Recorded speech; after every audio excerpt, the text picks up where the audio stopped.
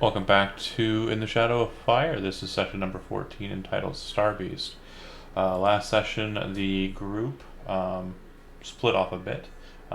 Some political intrigue was had by all, but the most prominent thing, at least in my opinion, and also for the narrative beat, is the town of Iskari Yanwi was seen to have been um, abandoned. There is no one present, or the people are just unable to be found, at least by Halo's initial perusal of the town. On instruction, Halo and his Twilight Knight returned back to the town of Kasari Yanwi with the people that they originally had brought to Iskari Yanwi with the intent of safeguarding them there at that remote location while the battle between the dwarves and the town continued on the Nadrasi Isle. That said, I believe we ended close to the evening time, with everyone kind of going their own different ways. I will note that it is made aware to Lady Alcantra that Halo, the guide of the town, has made his way to the capital city through the gate, um, with intents of relaying the information that he was expected to relay, that was not taken by anyone besides, and felt it was necessary to get that handled. Um, at current, the skyship has not returned from its foray to the north. It was known that there was a scouting attempt to reaffirm that the ships that were settled on the northern shore of the Rended Island was still present, or if they had moved or not. But yeah, at that, we'll go ahead and pick up right from there. It's still evening time. Ulair, a bit bedraggled, you return back into town. Really quickly, clarification, just because I wasn't. Did Halo just inform me that no one had gone through the port or the teleport thing, No, or did he go through himself? he said, I'm going because no one else has taken the message that's important. Cool. I missed Right. that like Cyril was specific. going to do it, and then he got totally sidetracked with the drama relating to his father and Leaf. And John, just also adding to that, I don't think that Cyril had left El Contra. We sort of ended on that beat. Yeah, no, that's So I perfectly would like to fine. still be there, if you don't mind. Yeah, that's perfectly fine. I'm not starting with you. I was going to relay That's that fine. to Matt and basically spring that on him in a bit, but I wanted to focus more on Tim. Because Sorry. look at that boyish smile. Look at that, those cheeks. Okay, so anyways, you're Wait, can I just interrupt again to interrupt and delay this further? you return back to town a bit bedraggled, but you return with a number of the templesmen and merchants who had originally left from the town to make sure Iskariyanwi was a safe place to return. The temple individuals inform you that Halo is not present, but you do you leave word concerning any missing parties from the temple folks, in particular anyone you can think of offhand? With them, Yes. I mentioned the tragic state of affairs involving Flaxus and how he is sadly no longer with us, The individual who or receives presumed no longer with us. the person who received that information takes it on to Flaxius' wife Panthias, um, and she's not too far from where the temple people are there because she is basically bringing out food for them. You can see her demeanor immediately change after a very short conversation with that individual, and she storms out of the room. Now, this whole time, did I end up just going stealth mode by myself down there, so I didn't have my Twilight Knight with me? Correct. Your Twilight Knight actually was left at the Monster Hunters Hall. Okay. So after that, I'll head to the hall to get in touch with. Oh gosh, I want to remember his name. Kolorami. Mhm. And Kolorami, can you send word to the lady? Um, the hunters that went down, they're potentially dead. I'll, Ancient ones. I'll I send think we word. might need. All right. Meanwhile, in the keep before the Twilight Knight relays that information. Cyril does not leave after Leaf is dismissed. The two of you are in an awkward silence. The Twilight Knights, I believe, are present. Mm-hmm. Cyril would turn to Alcantara and say, "Well, that was unpleasant. What did you learn?" I learned enough. No. What did you learn? I learned enough. And Cyril would say, "Damn it, Alcantara. I helped you with whatever you did to pry that from his mind. I need to know about my father." And he rubs his shoulder where the schism scar is and said, and how it relates to those schism creatures. You owe me that. Well, I can guarantee you that I learned nothing more of your father. Unfortunately, for that information, you may have to speak to other people. Apologies, Milady, to interrupt. Your Monster Hunter's master has returned. He has returned with several individuals from the town of Iskari Yanwi, some of the temple folk and some of the merchants that were sent there in the initial foray to the town. He waits your approval to arrive at the keep. He currently attends with his Twilight Knight at his hall. Without saying anything to Alcantara, Cyril turns and leaves. The Twilight Knight of yours follows. Just noting that he leaves, I'll just say he's free to come whenever he's able.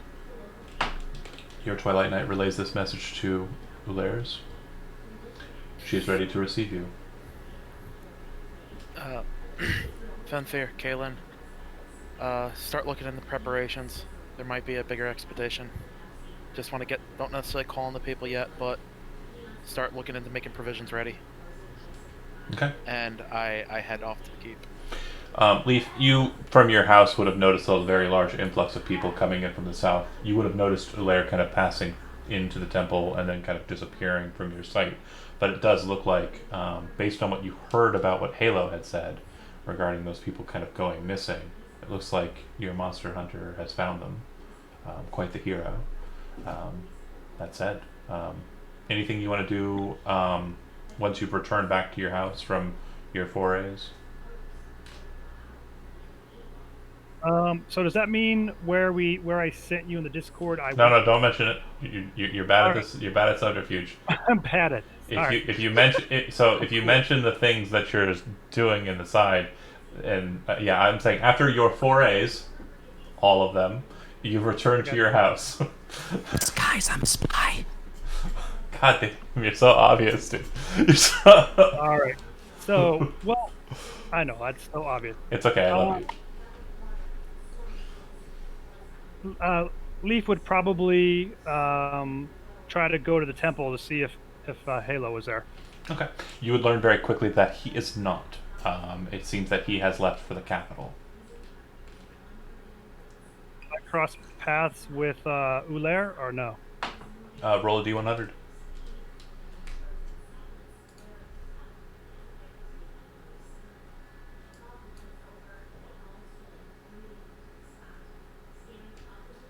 Yeah.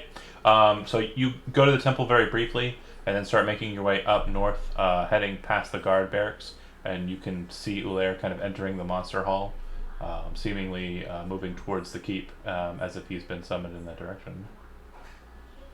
You can intercept him if at your pleasure. Intercept him and say, Ulair, my friend. Leif. Talk with you. I go towards him. I have had a rough day of it, so just go out to grab your wrist and give you a big embrace. How you doing, my friend? Not so good. Do you know where Elo is? From what I gather, Halo went to the capital through the portal. Wait, do I know that? Yeah. Okay. You went to the temple, remember, and Yeah. relayed the information about Flaxius' demise. The two Twilight Knights that are present there with you, state, our contemporary is with Halo in the capital. It appears that he is relaying information that was originally set for Cyril to relay to the mages there in the capital. Where did Cyril go? I believe Cyril is indisposed with Lady Alcantara, and earlier with, and he's. This is Leaf's Twilight Knight speaking, and earlier with my charge. What went down earlier, Leaf? Well, I do not. Anything I need to know of? Well, I do not really want to talk in detail about it. I wanted to talk to Alo first. But, basically, Interrupting you before you get a chance to say anything, Ulaire's Twilight Knight says, "You are wanted desperately at the keep, as per your own request." Leaf, we'll talk later. I'll send Finfear if you'll be at your place, or you can swing by the guild. But I would love to hear from you, but I must go. okay, my friend. Take care. You too. Did Andy just bomb on us? Yeah, he said he had to reboot because he was having sound problems. Oh, that's an issue. Hopefully that gets sorted out quickly. Guess who else I have to go see? Cyril. He dropped out. Hey, Cyril! Cyril! I got a dagger with your name on it. All right. Well, it's going to be awkward looking for a little bit if you're watching. Sorry for that, but yeah, that said, you head to the keep, Ulaire. Mhm. You're welcomed. Alcantara's upon her throne. Good evening, lady. My lady. So, I just give my introduction and I wait for her to give me permission to speak because she seems to want to keep this very formal, so. I can't hear you, Matt. Sorry, I again thought I unmuted myself. I was just going to. Well, what do you have to report? I imagine it is not the greatest of news. Found their bacon that went up. From what I can gather, Asher and his crew may be dead. Ancient ones. There's a bunch of them. They have bigger than the ones we found. They're about the size of a mastiff from the reports. They got, let's see. And I give a brief description, just that they have multiple bladed arms, they can burrow. If they burrow, they probably potentially can sense movements on the ground too, so that's, unless we can all fly and not touch the ground, it'll be tricky if we go on a hunt. There's about at least a dozen of them. Let's see, at least they were able to save most of the people, got them north of town. But yeah.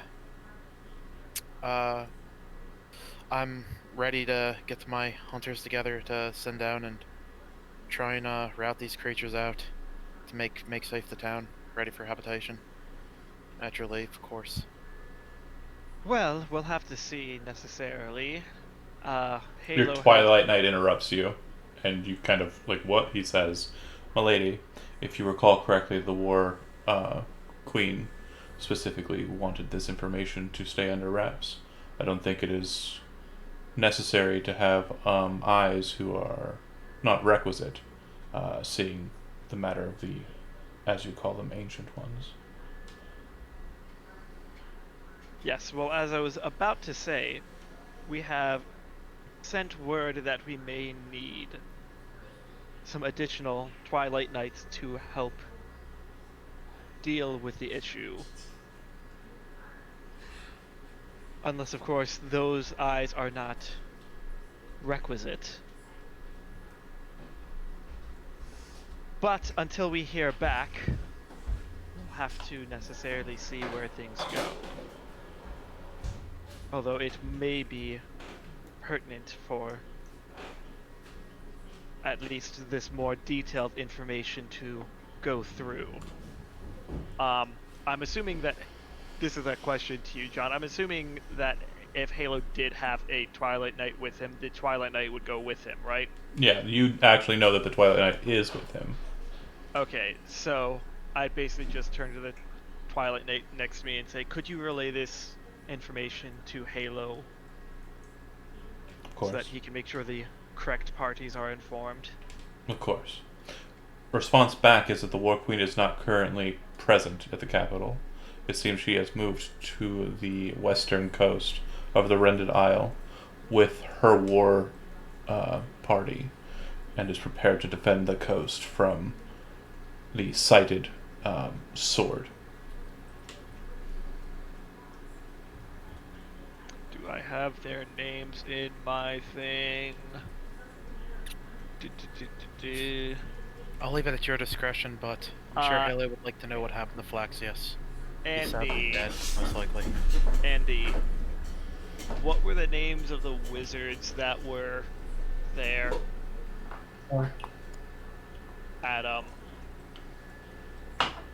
you know, The the ones that cap- you meant, the capital ones, the Time Lord and the other one. Yeah, it's Frederick the Untimely, That's right. Malin Crestwald. I don't think have I got- that. Right, I would just sort of like, for, you know, like, because I assume I know they were also the ones to talk about this, so I basically asked the Twilight Knight if either of them, either Creswick or Frederick, were available to receive the information. While So, they, so far, your your guide, has not had the opportunity to attend in an appointment with either individual. well, hopefully there's a way that the information can be relayed to them. But yes, we will let you know if there's anything that you are needed for, Ulair. And just in case, while you're still kind of like talking to Andy, I don't know if you heard me, but I did mention that that Halo's retainer, Flaxius, had died, and I'm like, it would have to have gone through you anyway, but I'm letting you.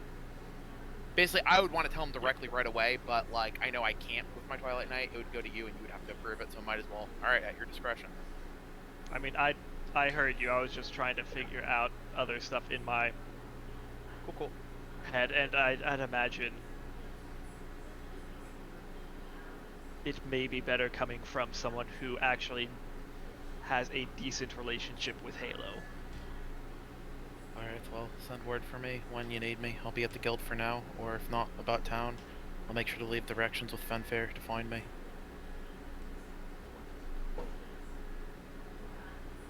And at that, I look for permission to leave. Yeah, I mean, I'm not going to every single time, you know, like, say, Kolarami actually interrupts and says, "Milady, I have a suggestion. yes? Your hunter is set and ready to engage with the Ancient Ones in Iskari Yanui. Is that accurate, Alair? Aye. If he takes hunters with him, those individuals will be privy to need-to-know information. There are individuals in this town who are granted that information and could go in their stead. They may not serve as well as hunters in fighting these creatures, but they may serve. You have us. You have Ulair. You have Leaf. You have your advisor Cyril. You could send them forth. I believe that at least one of those individuals is privy to a lot of information regarding these creatures, and it might serve him best to see them in their natural state. Okay, this is me, the player, speaking, but oh man, I have such a great retort that I wish that I could say to this guy, but being me, like the character, Alcantara would never actually say it because it might potentially divulge too much information to Ulair at the current moment. Oh man, this is a really annoying part of trying to play a really secretive, quiet character. You huff and puff about not doing it. Do it! It wouldn't fit the character though. I'll take that into consideration. The Twilight Knight nods. Also, John, just as a quick, like, this is a player character, or sorry, this is a player question. You don't have to answer it, but in terms of game stuff, since Halo isn't around, is this information as to what reaction we might get from like the Capitol going to be a long delayed thing, or So, out of character note, what will happen to give you kind of a time scale and something that you're probably kind of redressing in your mind right now since you're familiar with this kind of bureaucracy is those mages are probably not even present. Those mages are probably a part of the War Queen's warband and are on the western coast. It sounds like there's a very massive conflict going on that side of the Rended Isle, and the presumption is Halo's basically spinning his tires, trying to get that information as formally granted to the War Queen, to them as quickly as possible. And yeah, Zach's character will currently be off the table until Zach returns. Yeah. okay, that's basically what I was trying to get at. It's like, is this a fruitless effort in terms of Halo just sitting there spinning his wheels? Cool. Thanks. I'm out. Do I have your leave? Yeah. All right, Elaire heads back to the guild because I actually have some ideas of things I want, preparations I want to make, just in case this Twilight. spans. Your Twilight Knight follows you. Elcontra, your Twilight Knight says to you, your captain is currently residing on the Isle of Nadrasi with his Twilight Knights. It seems reinforcements from the capital are unlikely. Do you wish for us to recall them back to Kosari at this time? Not as of yet. No. I will make sure that the suggestion that the captain noted is not currently necessary. And Insight, you would realize that a lot of this information that's being bandied about in front of the Twilight Knights is also making it to the captain's ears. I mean, kind of figured, but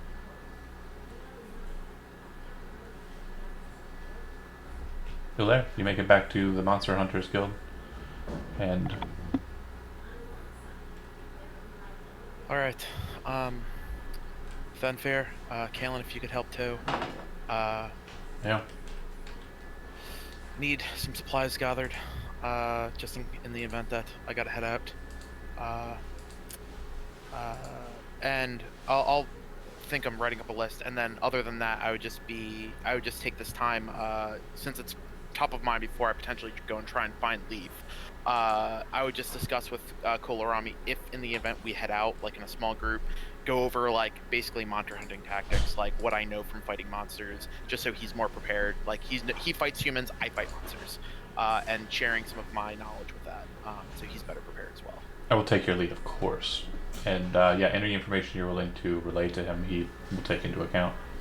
But yeah, if you're preparing, he asks you and states, I apologize for my presumptuousness in the courtroom.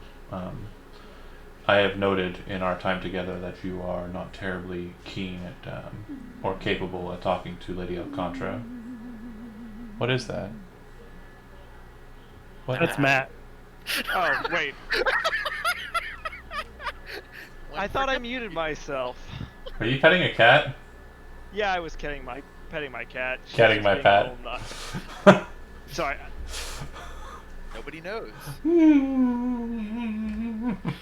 I love you. No. Man. Anyways, back to he says, I have noticed in our short time together that you are not terribly keen or capable of speaking to Lady Alcantara in a formal fashion.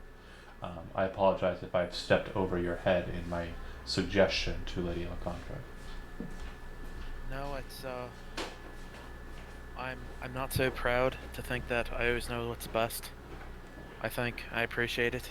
Of course. For me, I think the most important thing is doing this as quickly as possible, and if that gets us there, in the off chance that Flaxius or Asher and his group might still be alive, I want to get there to lend assistance. I just know that if you bring any individuals who are not privy to this information already, it may prove that if they don't meet their demise at the hands of these creatures, they may meet repercussions or attention that may not be desired after this matter is done. Understood. Plus, Leif might be able to get a great story out of it if he comes. It'll be a good one. A tale for the ages. Who else was there on the night of the uncasking? It was, this is the Twilight Knight asking. It was you, Cyril, Alcantara, Leaf. And Halo. Alvin was not present. No, I can't remember if he's been made aware of it or not. And that's me honestly forgetting if I've even talked about it to him or not. In sooth, I hope it is not the fact. I hope it is not the case that he has been made privy to this information. He may have prominence here and possibly in merchant circles, but I do not think the War Queen would be too keen on a human being given the information regarding the schism. Understood.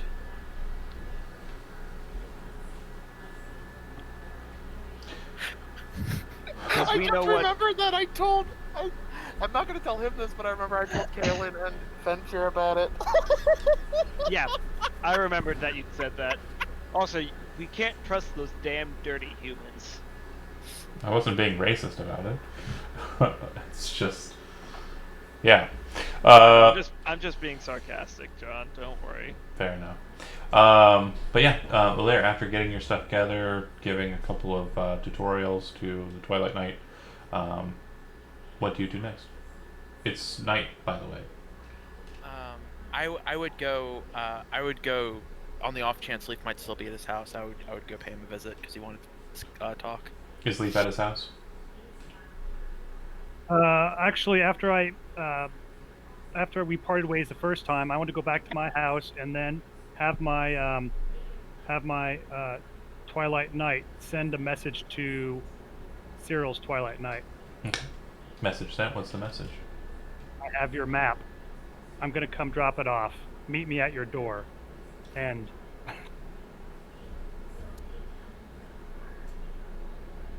Okay. All right.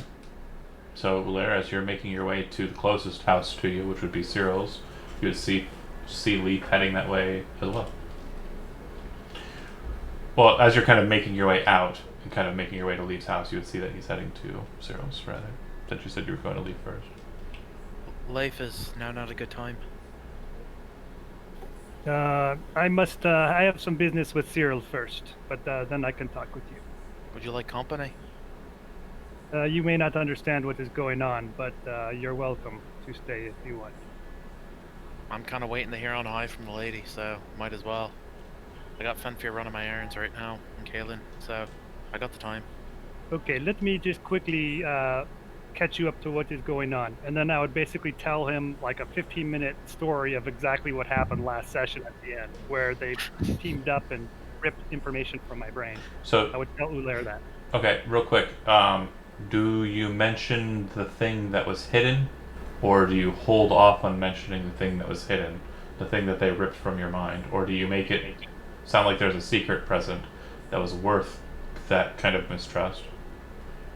I'm going to say that they thought I was lying. They tore something from my mind which wasn't even anything bad, and it was ridiculous. Something like that. That's what I'm going to say. Make a persuasion check with advantage, and if you want to contest it, Tim, you can, or if you just believe him right off, you can just believe him right off. It's more like to kind of feel out my friend and see, and like I won't necessarily push on it, but just to know. Make an insight check, and then Leaf, you have advantage on your persuasion. 21 I don't have persuasion. inspiration, otherwise I might use it. So you're pretty known to. Hey Tim, you know who does have inspiration? Uh-huh. Do you really want it? I'm not gonna ask, but if you want to give it to me just for the lulz, fine. I'll take it. Thanks a lot, guys. This feels very No, I'm just going to leave it familiar. No, I'm just going to leave it alone, actually. I kind of want to see how things play out this way. So Ulair, you would note that Thinking about it. Leaf's telling of it seems to be accurate, and from what you gather, it sounds like what Alcantara would do. She is control a person who desires control, and it sounds like that's basically what's happened. And Leaf is holding a map, and he's explained what the purpose of that map is, right? Yeah, just briefly. It is a direct map to the capital that's with an O, not an A, the building that the king resides in for the Dwarven Kingdom. By the light. Wow. How'd you come into possession of that? Oh, maybe I forgot to mention in my story. Basically, Balthar gave it to me. Actually, that is not even true. He gave it to my friend Lefgren, who then I was going to, look at it with him and possibly, go there. I don't know. That, is no big deal. Don't worry about that. Don't worry about that detail. You would note too that from his stories that Cyril had noticed the map had his father's maker's mark on it, so that map was drafted by Cyril's parent, which is why there was a tense exchange that Leaf has explained to you. Well, friend. I can't say I'm surprised that she did what she did, but I can't say I like it either. No one's mind should be done that forcefully. You have my condolences. Yes, thank you, my friend. I saved Cyril's life from the schism. I am a veteran of the war with the dwarves. I mean, I am totally innocent walking down the street and they do this to me. I do not think people are going to be too happy with our leadership when they find out what she has done. That's the last thing she needs. Another reason for the people to hate her. Yes, well, I'm not too happy with her right now either, so... You arrive at Cyril's door. So his page would be there. Knock, knock, knock. Yep. Well, So the page lets you in. Alberic would bring you to Cyril's library, and you would see him sort of pacing, like his head is down, he's pacing back and forth. He doesn't notice you. He seems to be really sort of caught up in his thoughts. Cyril, I know you're young, but what the hell? Elves value our freedom. How could you do that to Leif?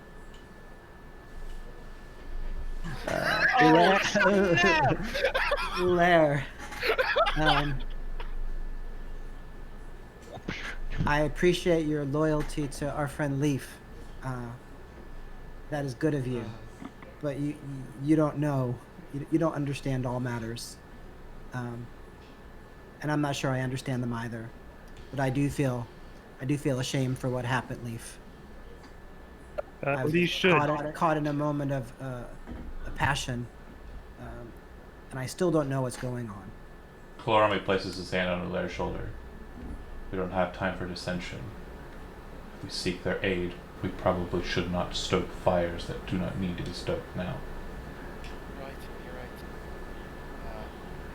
I have something to talk to both of you about. Something that might come underway this night. If not first light, but Leif, the floor is yours. Thank you, Ulair, my friend. I would say, Cyril, you see this map? This is the very map that you wanted, and I throw it down at his feet. Say, for some reason, after telling Lord Balthar... Stop for a second. What happened. Stop for a second. Not even paying attention to what Leaf says. Your eyes track on the map as it hits the table and flies out, and you realize that your assumption, your memory, is accurate. The timestamps on So those markings 3 months are ago, you said, right? relatively current, yes. And then we Right. continue. Yeah. Noticing that he's not paying attention to me, I would go over to him and push him and I'd say, yes, after I was talking to Lord Balthar, for some reason, he told me to give this to you. So that is why I'm giving it to you. I do not know why, but I hope you are happy now. I hope you are happy about ripping the information from my brain and assisting El Contra in that evil act. I do not know about you. We used to be friends, but now I don't want to talk to you. I don't want to see you. So Leif. So Cyril would say, I understand you're upset, Leaf. And he again, you see him rubbing his shoulder without really thinking about it. You're the one that saved me from that creature in the first place. You must not know how much this weighs on me to understand more and to have some more information from my father about these matters. Well, during that, I'll bend over to pick up the map. No, and no, come Cyril's over. already got that map. Cyril, okay. Cyril's on the map. I'm like, okay. I'm like on our fours on the map, right? My precious. Yeah. Leave! I'm sorry! Okay, you're safe. I'm sorry, leave! Hold on. In that real, case, real as, quick. Sorry. One note from you. Now that you're able to kind of hold the map and study it for a second, I need another Arcana check from you, Cyril. Continue. Tim. Is it still the same day? It is still the same day. I don't remember. I think I might have You've had already 17. exhausted both, I think. No, just the one. I Well, think I had it. you utilized the 12 to make him forfeit out, Right. and then you had a 15. Oh, 15. Okay. Yeah, that's not going to be good enough. I'm just going to roll. Well, the 15's the roll, so you'd add your modifier to it. Yeah, so. it's 15 plus. Oh, okay. Yeah, let's do that. So 15 plus 8, 23. All right.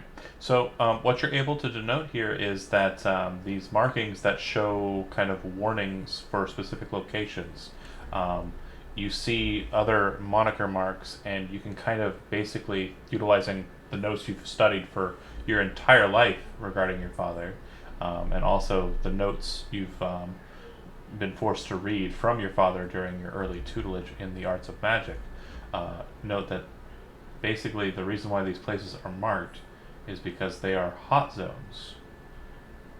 They are dens of these creatures. Specifically, hand marks regarding his information regarding the schism. And this map seems to not only show a direct route to a slightly treacherous route now that you understand that, but it also denotes there are a lot of pockets of the schism underneath the sea between Nadrasi and Balinra, and also your island in Balinra. Okay. So then, as Leaf was like halfway through Leaf's thing, I would have came up and like kind of like rested a comforting hand on Leaf's shoulder, and then as Cyril, like he's seeing the map, and I placed my other hand on Cyril's shoulder where he was stabbed. Speaking of the Ancient Ones, it's partly what I need to talk to you both about. The Skari Onwe, they were attacked by Ancient Ones. At least 12 or more of them. And with the wisdom of Kolarami, it sounds like to keep this hush-hush, we might need to send a small band of us, the three of us, our Twilight Knight companions, to go try and ferret them out. So, Leaf, I'd ask if you could at least a temporary truce. I would need both of you there. I don't think I could do it on my own. I would do it for you. Kolarami kind of cuts in at this point and looks to Leaf, and he says, "What you've stated to Cyril is something I should report to Lady Alcantara." He looks to the other two, and then looks to you. "I will not do this if you agree. And you agree not to tell anyone regarding the matters that are uncovered at Ascari Onwe. Do we have an agreement?" To me? No, to Leaf. Okay. So he's just asking me not to tell anybody about the elder beings and all that. He's not telling me not to say anything about what Leaf or what Cyril did to Leaf, though, right? No, yeah, he's just telling you that basically keep this specific mission hush-hush, and they won't message Alcantara now to cause problems regarding you saying that you told Balthar about all of this. Oh, a little blackmail. All right, but I'd say that is fine. It doesn't sound. Make an insight check, because that is a good point. It does kind of sound like blackmail now While that this is I While recount this it. is going on, I'm just thinking Ulair might just try to capture these things and then just let them loose in the keep. With a 5, yeah, it doesn't sound like you're able to discern. It does sound like it's like a bit of a blackmail there. Like You come with us and do this matter, or we'll tell. No, that was Leaf's insight. Yeah. I'll give him inspiration so he gets a 20. Okay. So you would denote that that's not what they're saying at all. They're not trying to kind of turn you against them or El Contra. What they're trying to basically do here is keep a peace. They do not want any disagreements between you two or any of the parties here, but they also don't want any information regarding the Ancient Ones, Schism, what have you, whatever you want to call them, the creatures that are currently infesting Iskari to be let out. Okay, then I would definitely say that I would agree to that. Okay. John, out of curiosity, what time of day is it right now? Night. Night as fuck. Okay, that's what I thought. Cyril would say to Ulair, of course I will help. I'm thankful for it. Maybe you can give them back a piece of what they gave to you. We three will guard you as best we can. We will fall at your feet if necessary. We will help you return any survivors that have gone unnoticed, or at least find out what has happened to them more directly than the rumors that were bandied about by the refugees from that town. John, you said the map has hot zones. Would that also have spaces that at least 3 months ago were not hot zones so that we could find a way through without having to hit all the bad stuff? So you would note that these places are, that the map is basically in the water. So it's tunnels that reside underneath Nadrasi and move to Balinroth. And there are places in between, under the bridge, that are hot zones, deep underground. So there's no way you're going to go to these places unless you take the tunnelway. And the tunnelway entrance, you would know, on Nadrasi is that little cave that the dwarves were very adamant about protecting when you were in war with them. Right, so if we are able to get through that tunnelway, You're not even going to that tunnelway. I'm not going there. So how are we going then? Iskari is a town to the south. You're going to walk. Oh, okay. Got it. I understand. Yeah. They're two separate instances. And Iskari is not on your map. Your map is specifically just the channel, the Nadrasi channel, bridge, island, and the two coasts. Sorry. Alright. Good on those supplies. I'm okay with that. Yeah, if you gentlemen are prepared, are you leaving in the morning at first light, or are you leaving now? You would know, Ulair, it takes about 5 hours to get there on foot. I would, since Lady Alcontra said that that we're supposed to wait for her word, I will honor that, and plus we could probably all use a night's rest since it's been a long day. But it's just like, we trance, we leave. Okay. I would say by first light, we leave no matter what. But if we hear before that, then we gotta go. Possibly make it there before first light. Got it. Or right at dawn. Perfectly fine. Okay.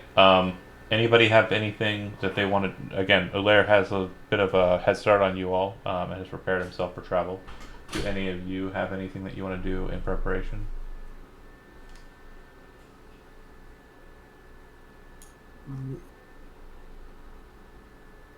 All right.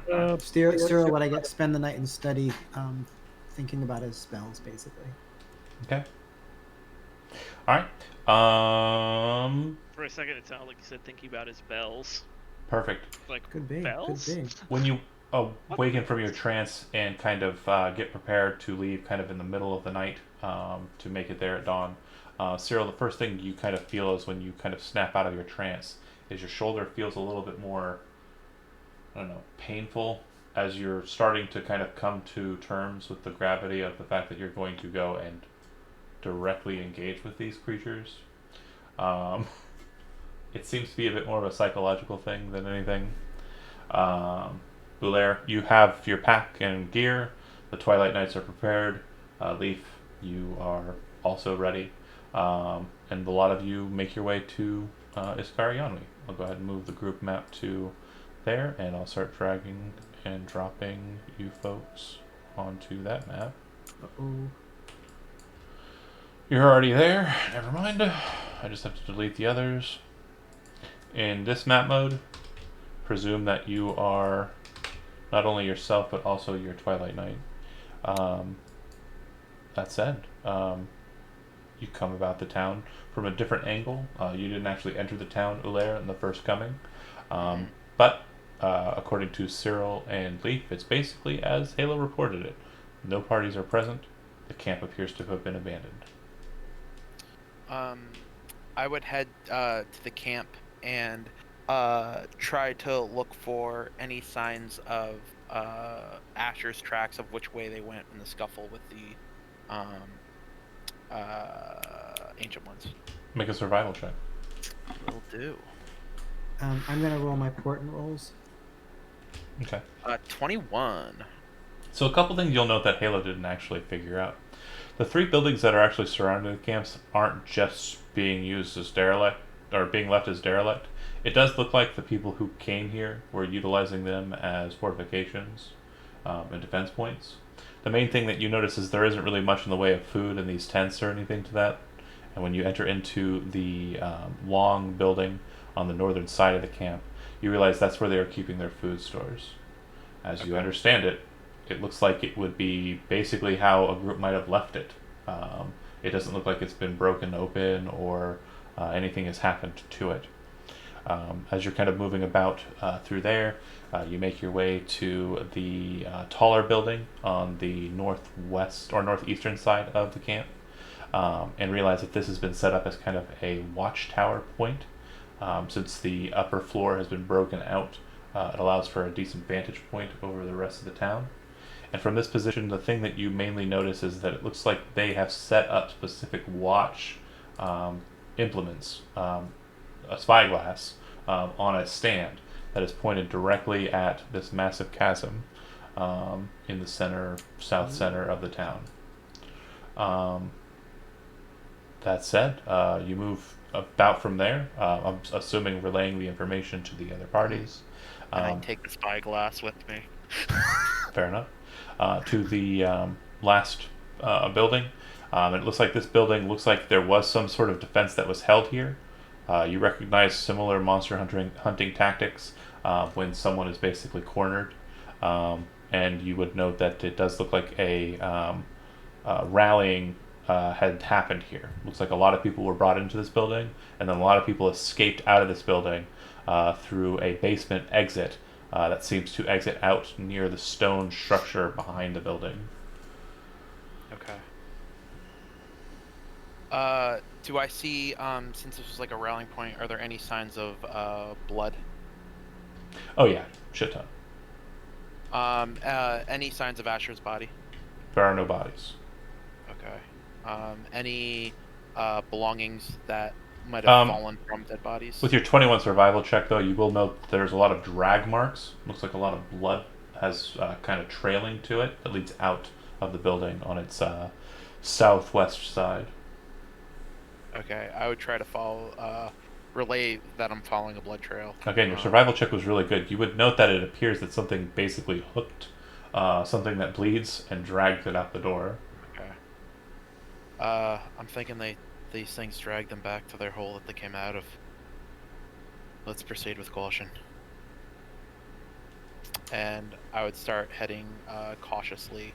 Actually, I would let them know that I'll sort of serve as forward scout, and kind of try to quietly and granted if they can burrow and they have tremor sense. Okay. Do, but when you're stepping aside from your Twilight Knight, who do you want your Twilight Knight to fall to? Cyril or Leaf? Leaf. Okay. I was going to suggest actually Cyril, since he's a weak wizard. Too bad you're not here. I was going to suggest that as a player. I was thinking of control. Yeah, that'd probably be the smart thing, but you know, I don't know. I said Leaf. Team You Leaf, chose right. Team Leaf, Team That's Leaf, fine. Team Yeah, Leaf. Team Leaf.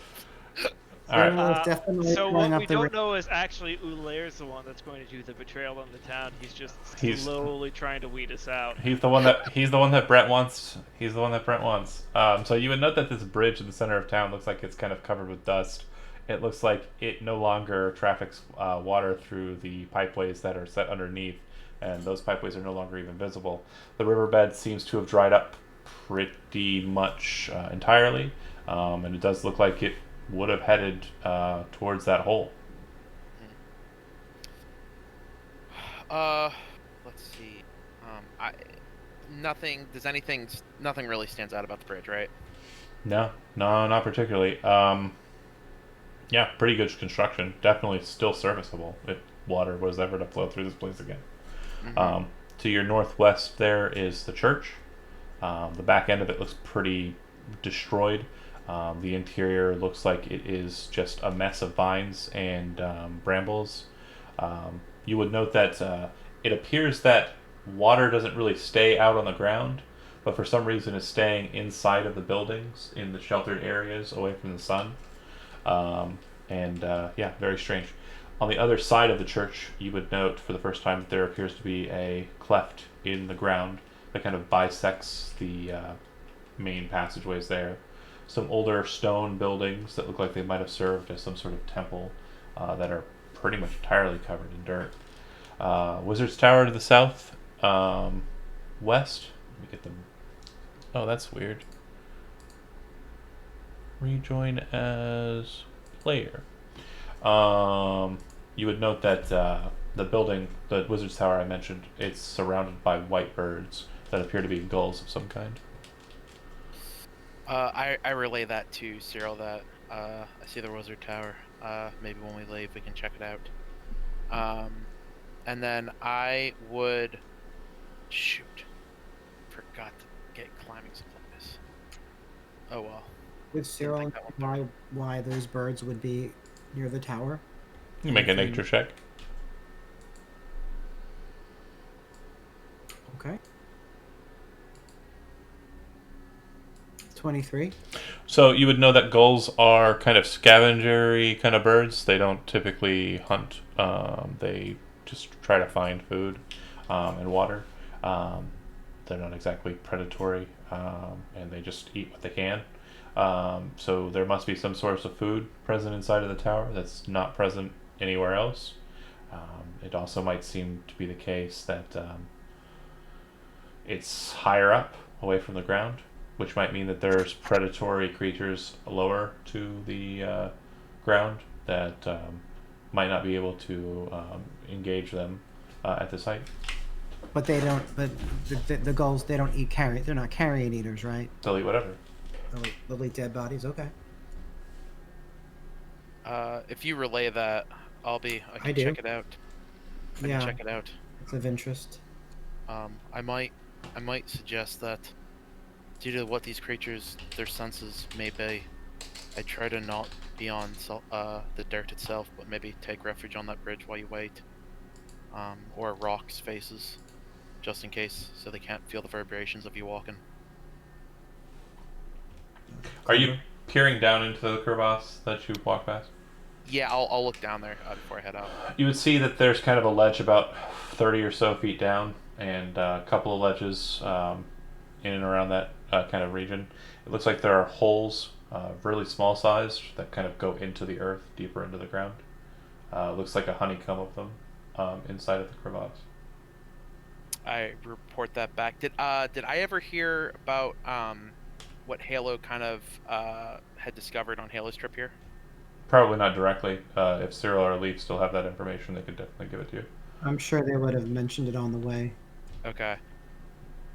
Alright, those holes were probably where they were burrowing out of then, so they could be coming from any angle, so just be careful. We'll have to descend one of these eventually, but let me go check out that tower. See if I find anything there. Do you check out the big hole before you make it over to the tower? Sure. Okay. You would see two very large holes, probably about 20 feet high, 20 feet wide, all on the north facing of the mouth of that hole. your survival isn't even required for you to denote that there's lots of movement. Looks like a lot of creatures have exited out of this hole.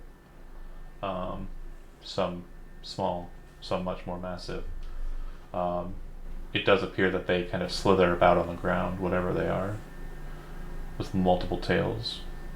So, John, really quick, important question. Mm-hmm. Out of this group of three, who do you think is closer to Kevin Bacon and who do you think is closer to Fred Ward? Because this feels a lot like Trevor's. They're not making a lot of noise. I would probably say that our Kevin Bacon would be Kevin, and Appropriate. and our Fred Ward would be Tim, and then the really smart scientist lady from the movie would be Cyril. I was thinking more the odd man out was going to be the one to die, but yeah, that works too. Okay, so he's Shang, I think it was the shop owner. I let him know we may be in over our head here, but be on the lookout. Watch out. Let's try to stay off the ground as much as possible. And yeah, I continue to I'll stop by this house too. And yeah, see what's in this little building. Not really much. If you make it to the tower, you would note that the doors are locked, and it would require some sort of flight or really solid climbing to get up the tower. Looks like it's been barred shut. I have a grappling hook and rope. Can I try to grappling hook up to a spot so that I can actually climb with a rope up there? You make an athletics check. Oh. Well, I already said I was going to try. This will not go well. I got a 3! Yeah, you've done some climbing. It's definitely more kind of not on flat brick surfaces. There's really not much landing here. It is kind of a sheer surface to you, and you're not able to find any footholds or toeholds, and you kind of look at the height of the tower, some 70 feet up to just the tower's top kind of lookout area, and you know that your arm is not as strong as would be required to throw that high. Seeing Eulair have those problems, he would tell his Twilight Knight to relay to Eulair's Twilight Knight. I guess he's not with his Twilight Knight, damn it. Okay. Well, anyway, that he has spider climb prepared. Okay. How important is it? Yeah, I guess we should probably figure it out, right? I'll make my way back to him. The Twilight Knight says, I believe Halo inspected this tower, and denoted that there were 3 dead bodies, presumably of bandits. Alright, well, It might not be so important to him. no. John, in my estimation, does it sound like my years of monster hunting experience, do I think it's wiser to go down the narrow hole without the big things, or go down the main shaft and just The small holes will require you to squeeze in really tight. Okay. Alright. So, alright, well, if you're ready, let's do this. The knights say, we'll head down first to make sure we have a defensible position. And they set up a system of ropes so that we can climb down more safely. Of course. I mean, grappling hook can be, if anything, can be found purchase on that too. That would help secure them as well. The Twilight Knights pull their ropes and kind of set them up, and then once they've done so, you watch one of them kind of nod his head, look down, disappear, and become just a cloud of cherry blossoms, and then appear down in a puff of cherry blossoms at the 30-foot threshold below. He takes the rope and secures it to himself and also to Stone, tightens it down, and kind of looks up at the other Twilight Knight, who then starts making his way down in a slightly repelling fashion, drops down beside him, takes a hold of the rope, securing it even further. The third Twilight Knight comes down, comes and lands, moves towards the closest passageway, shield and sword up. The 2 look up at you, 3 waiting for the next one to come down. Athletics check, you have advantage for it, DC's 10. I'm still gonna fail. Ooh. Just don't roll a 3 and a 0 again. I would suggest that since they're down there, that I'm the last one to go, in case things come up. We'll go first. I got it. Okay. Next. Once you make it down, Cyril, what are you doing? I'm going straight to my Twilight Knight and standing right behind him. Oh, you're Okay. preparing to cast Featherfall? It's a reaction. You can cast it whenever. Okay, and then Featherfall. Ule. Leaf's next. Oh, Leap, sorry. Go ahead and make an athletics me? check. You have advantage and DC step. Successfully gets it. Yeah, 10 or a 19. He's fine. Mm-hmm. Last but not least, Alright, here's the failure. Hey! Hey, I crit! Not that it means anything. all right. You make your way down, and the three of you are on the landing. So you. I would like to point out the fact that the person with the best athletics ability score is the wizard, with a Yeah. +2 as opposed to a Wee. 0 or a -1. Yeah, he's a prodigy. Prodigy, man. Get off my back. Just saying, I find it funny. So When I land, I would pull out the dwarvish karambit and get ready my lantern shield, and crimson right them. okay. So I just gotta roll for my health that I lose. All right. Sorry, my cat's having a bad dream. Hold on. Had to wake her up. She was having such a bad dream. Alright. So, Don't worry, Fluffy, there are no dogs. once you've readied yourself, it does look like there are two passages. They're 20 foot wide, but you can quickly tell that they narrow to about a 10 foot wide. Narrowing like a funnel, so you'd be kind of going up at an uphill and then entering in, and then kind of descending down. There's one on the left, there's one on the right. Which one do you want? Real quick, I would have Kolorami just radio back to Alcantara for if Halo, like, this is like if we're here for a while. Oh, okay. One in the main chasm, and then I would start also giving the lead to say, hey, like the thing that's serving as breadcrumbs, whether it's string, whether it's whatever I would think would be best. It's a perfect segue. About the time you would have left, a note arrives at Lady Alcantara's keep. Alcantara, you awake in the morning to attend to your matters, and Naxi kind of brings a note to you, handing it to you. You very clearly recognize the stamp of Balthar Cobblemug on the request. It states, a request at your earliest convenience. Oh, this is going to be a fun one, isn't it? Alright. Yeah. Basically going to just sort of like get ready and set. And do I get the relay from... You would get it about the same time as you're basically unpacking your mail in the morning. They're getting ready to delve at that point. I'm just sort of like muttering under my breath. I was going to send more of the Twilight Knights with them, but I guess if they want to preempt me...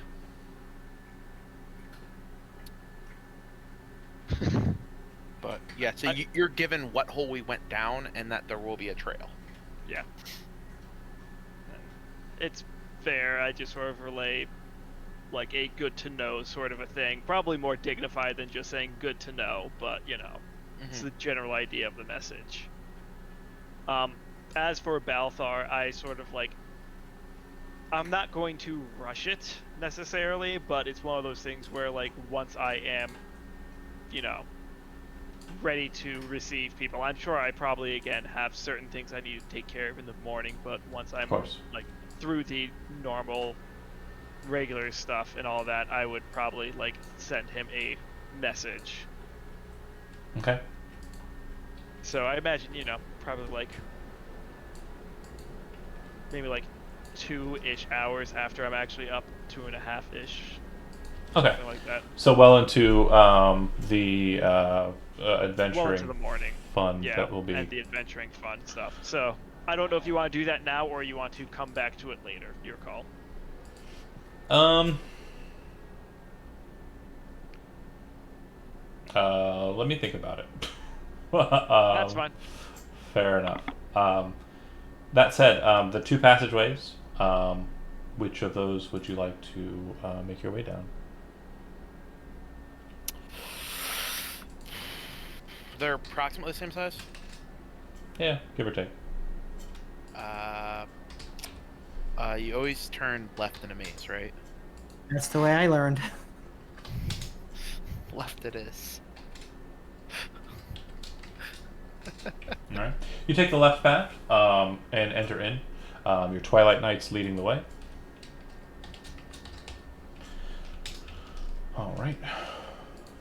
Bear with me here for 1 second. And we all have dark vision, right?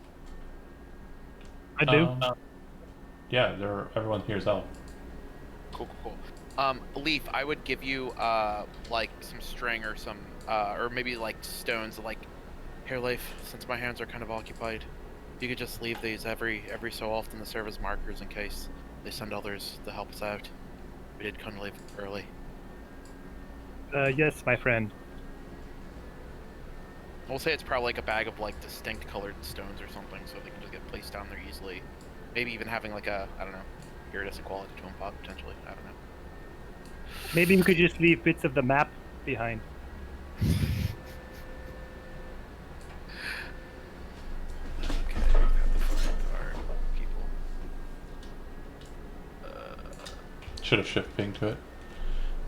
Oh, I was being silly. And... okay, there we go.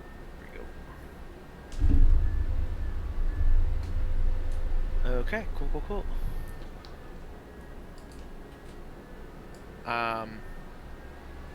In case these things don't have tremor sense, I would want to keep at least maybe lead the way by at least, I don't know, 30 feet maybe, so they can still rush to fight if needed, but there's at least some distance to be able to stealth ahead of them.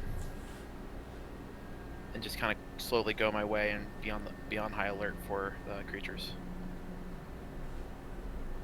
As I go forward, I'm looking for any signs of blood for where Asher might have been, or where we saw see if the blood marks had picked up down this trail or not. Of course. You do see that there are some, but it looks like there's a lot of turned over dirt here as well. As you're coming around the bend here, what you notice is that to your right, as you're entering in, you see that there is a passageway that leads out the way you came in towards the other hole. It does look like both funnel into the same main chamber here. Okay. Alright, good to know.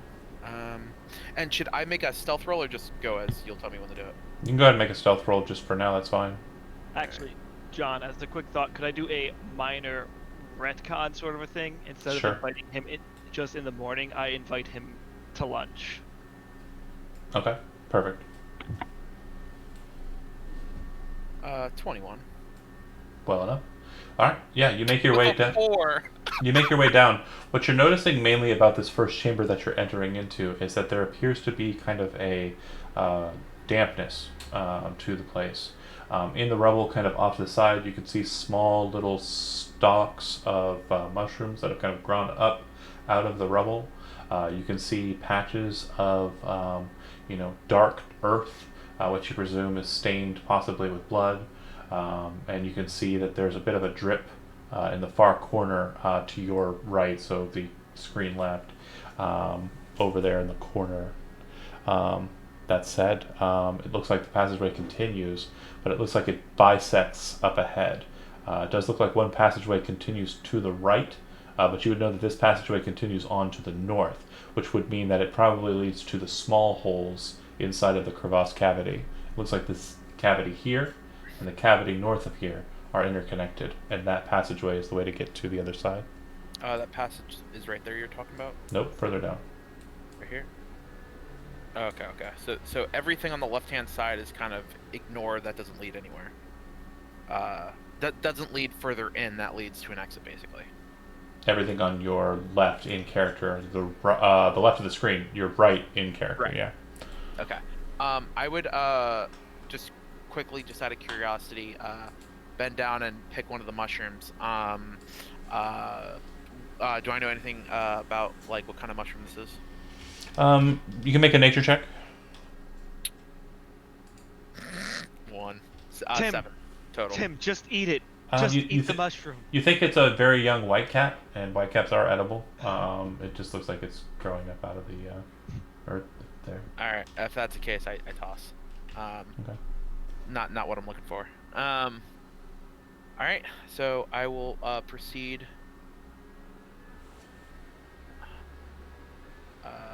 And everyone back there, feel free to follow.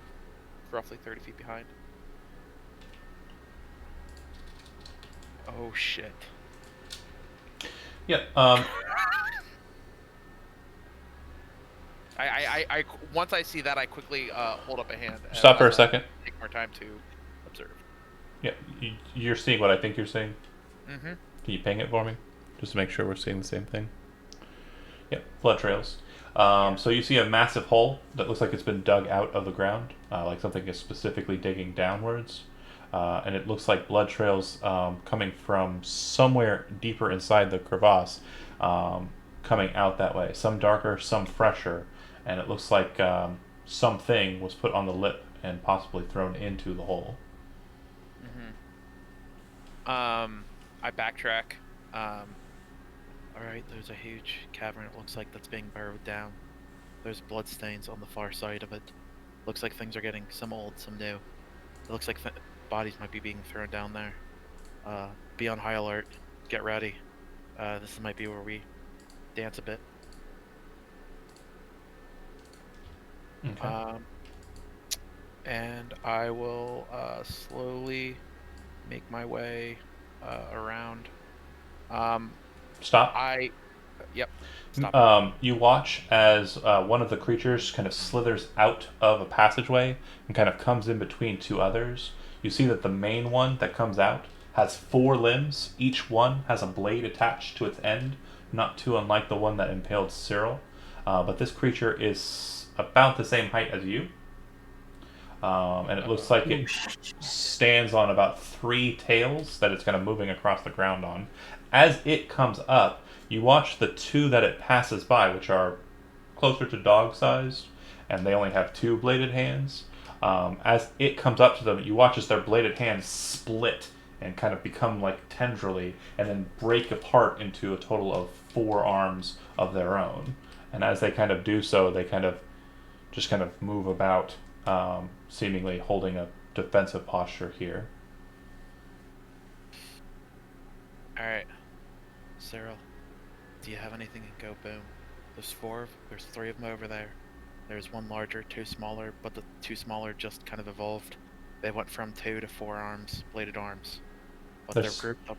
Their size didn't change, but yeah. Well, are they all kind of man-sized, or is just the center one was man-sized and the other ones were like the... Actually, I apologize. That one is not man-sized. That one is still massive-sized. I'm wrong one. So yeah, they are all about 3.5 feet tall. All right. So we have 3 of them. It looks like the one with the 4 arms is helping them too. The other thing you're noting here, and I'd like for you to go ahead and make a nature check on this one, because you're trying to analyze it based off of the specimen you've seen. 19. Their bodies appear to be silvery and kind of shining with kind of a metallic nature, a bit dissimilar to what you recall of it having kind of like a plant-like structure from the creature that you saw. The blades, they appear to be as deadly as the blade that the small one had.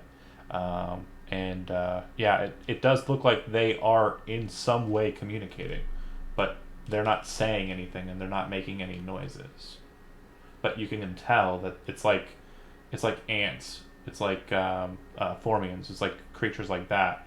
It seems that there's some sort of communication happening here, and you're watching it. Okay. I relay this to Cyril. Yeah, so Cyril, you see his hands dart into his component pouch, and he's got some sand and some flowers and something dried that you can't really tell. And Try not to make too much noise. I don't want them to hear us. He's gonna quietly step out so that he can sort of see. I can't really see very well. Huh. That's a problem. I can't see them from my position.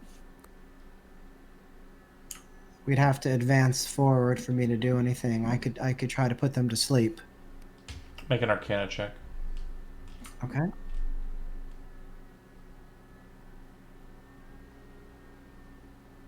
$12.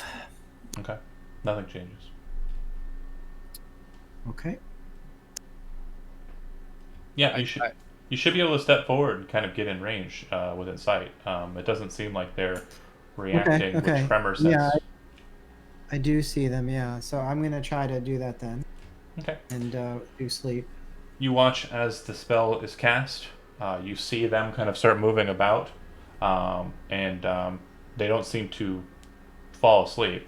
And as they kind of stop for a second, you see them all kind of place their blades down into the ground in a direction pointed where you're located, and they start to move slowly at first and then more quickly in your direction.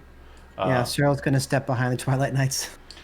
Real quick, Ulair, make a perception check, and the knights will step forward to form a wall blocking off this way. But Ulair, go ahead and 7 and a 23. If someone wants to give me advantage. I'll give you advantage based on the nature of this. It's fine. You hear a series of clicking, similar to the blades that are coming across the ground, coming from the hole. I think we need to retreat. There's more coming up the hole. Initiative. The ropes are set, so we can retreat if we need to. Nice. 21. Me likey that initiative. I didn't select my token, but that's what I got.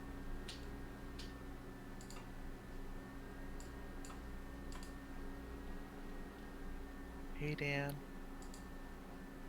Hi. Look at that. That's so funny. We're about to die. Hey, that's not true. Not all of us. I'm fine. These monsters only kill liars. With not.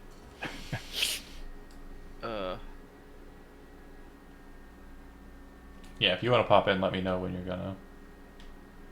Oh, I can. I just didn't. I mean, I can. I could have like a little earlier. I just don't want to interrupt. No, it's fine. We're just about to kill the entire party. Yeah, thanks. Could you just reorder that, John? Hold on a second. I'm doing something more important than that right now. Okay. No worries. You're getting all the monsters to kill us. I get it. No, I'm looking for No, the he's fight actually music. making sure that the poison that's in my cup will actually kill tieflings once Balthar gets there. I'm looking for the fight music. My bardic inspiration isn't going to work So- for Cyril. I have a bunch of them that are for Quothus, though. Because Cyril, they were like, well, one song that I had for Cyril was "Pour Some Sugar on Me." There's no way he's going to sing that song to Cyril. I feel like it was "Pour Some Cyril on Me" in the name So, of if Cyril thinks this is a thing, he's gonna leave. He's just gonna book it. leave. In your I turn. mean, I would leave, yeah. If he thinks that you're not gonna help him. They're Wait, like, wait a second. Well, I'm helping. So because Quothus. Leaf isn't going to sing for Cyril, Cyril's just going to leave? Dan, if you want to pop in, the Zoom link's up above. If you want to pop into that. No. Yep, I can. right I can. Bardic inspiration one person, and obviously it would probably be Quothus. So Wait, You know, you should there you have go. like 5 bardic inspirations though. What's... I have 4, and Four. I have a bunch of different songs for Quothus already. That just happened to be what they were. Just improv, man. Improv. Make it up on the No. fly. You can't improv this shit, man. You got to have some stuff thought out. You have to have it thought out beforehand. Perfect. Set. Okay, Cyril, you watch as the creatures start to move forward. You recognize the red eyes up the fronts of their faces. The blades look as sharp and menacing as you remember. And at the beginning of your turn, I need you to make a Constitution saving throw. okay. Interesting. So hold on a second. Have I used my portent yet? No, you have 2 of them. They weren't too good though. You had 1 low one and 1 12. 6 and 12.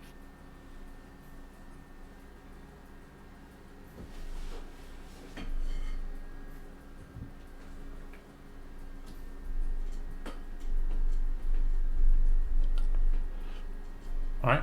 I rolled 12. Okay. You feel kind of a sharp pain kind of hit your shoulder, and then kind of fade away. Strange, but it seems that it's proximatory. So it feels like there's something wrong there, and you're not sure what that is. Is this the shoulder that I was previously attacked with? The one that you were wounded by Weird. the schism. What I would want to sort of try to suss out is whether or not these creatures would be hurt by fire. Would I know anything about that? You can spend your turn taking an Arcana check to try and sort that. Or fireball away. Yeah. Okay. We're gonna fireball away. All right. So, do I just roll it or what do I do? I've never Click done it. fireball before. Just click It's it. fun. 29. Damage DC 16. Got it. Yeah. Ooh, that rolled out in the open. Woo woo! That's good. Yeah, that is a failure. So at least half of 29 if they're resistant. They're If not. they're immune. They're not perfection. Cool. The smaller ones seem to duck and dart out of the way. The main one that you kind of focused on as the target basically just gets obliterated in the burst of flame. You watch as its frame kind of spirals to the side, its arms kind of blasting off and kind of hitting the ground. As that happens, you watch a maddening sight as the other two kind of and their arms snap back into one on each side. So they had 4 arms, 2 on each side. When that middle one dies, you watch as they snap back into a single arm on either side. Can you make that sound again? Done. Good work, Cyril. Quothus. Am I? Does it appear that I'm still hidden from them? You're not sure. Okay. If that's the case, we'll test it. And I want to move off to. Ooh, they're probably gonna go around both ways potentially, and then I'm kind of screwed. Yeah.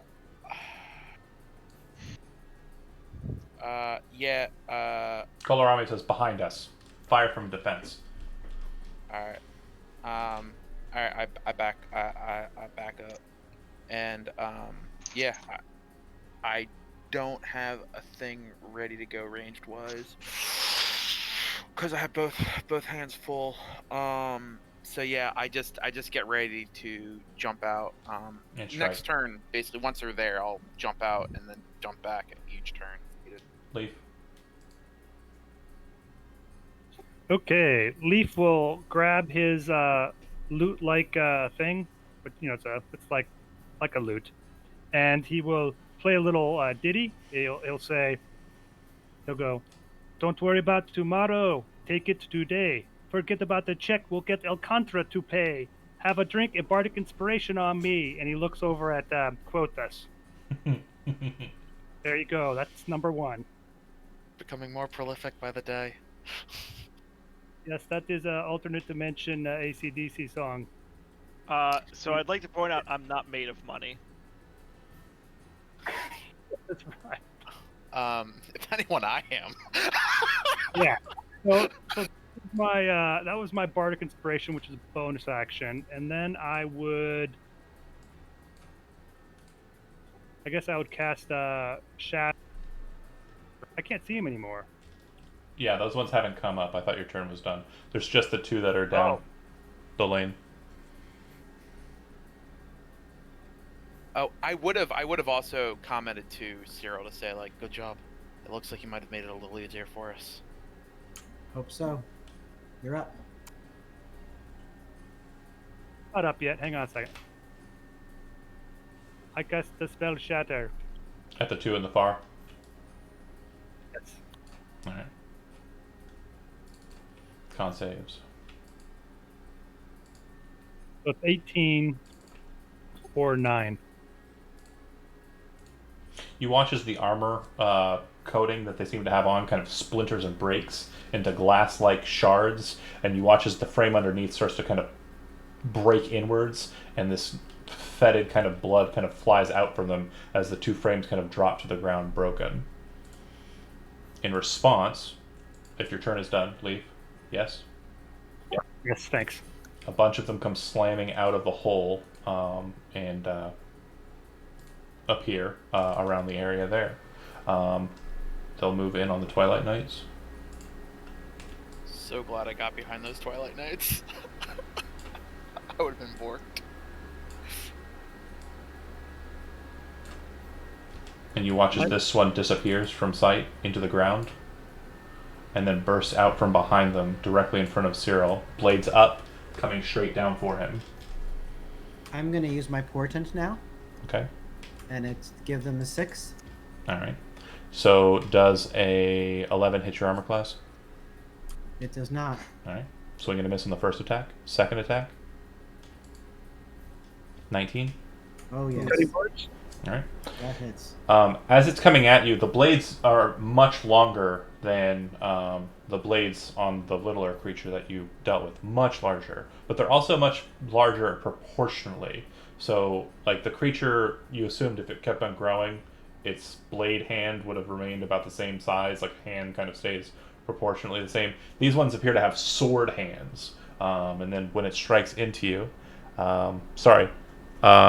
you're using cutting words as your reaction. Yeah, can I do that? Oh, thank you, Kevin. Yeah, I don't see a problem. That's your second inspiration that you've utilized. Okay, and an 8 would reduce it to an 11, so we already covered that missed. So both attacks miss. Nice. They are massive sweeping blades. You've foreseen this thing cutting into you before and are able to dodge it with your divination. Like, I knew this was coming. I knew it would be horrible. And then the second one, you see Leaf kind of look at him and kind of like basically use his. Oh, hold on. Sorry. Nope. Cutting words doesn't work. Last trait. I didn't read the whole thing. Bullshit. Sorry. No, yeah, it doesn't work. So you are getting hit. I apologize. Fudge. You see that Leaf tries to assist you, but it seems that his magical words do not work. Probably mental trauma that made it not work. No, they're immune to being charmed. It could be, Kevin. But yeah, you'll take 11 points of piercing damage from that attack. That's bad. You So watch. if it's over 10 damage, is that 1 vitality? That is not how it goes. Oh, sorry. Yeah. Oh, it crits. Right, gotcha. Right. Healing. Tim's trying to kill you, Andy. Does it take vitality before it takes HP? It takes HP. Okay, Yeah, HP first, then vitality. got it. You watch as all 4 in the front seem to kind of focus inwards, moving and cutting towards the northernmost Twilight Knight, who seems to be cut down quite a bit and is bleeding. These blade hands appear to be very keen. All right. The Twilight Knights retort, each one of them making a longsword attack with one hand. Actually making 2. Here we go.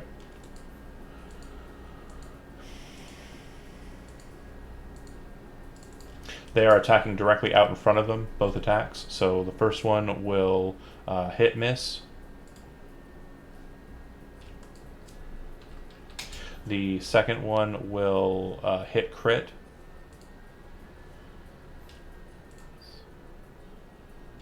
Alright.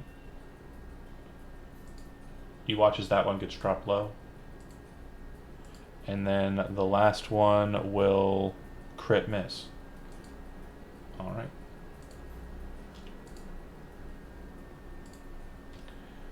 Okay. Next up is Cyril. Yeah, he's gonna magic missile the one directly in front of him. Okay.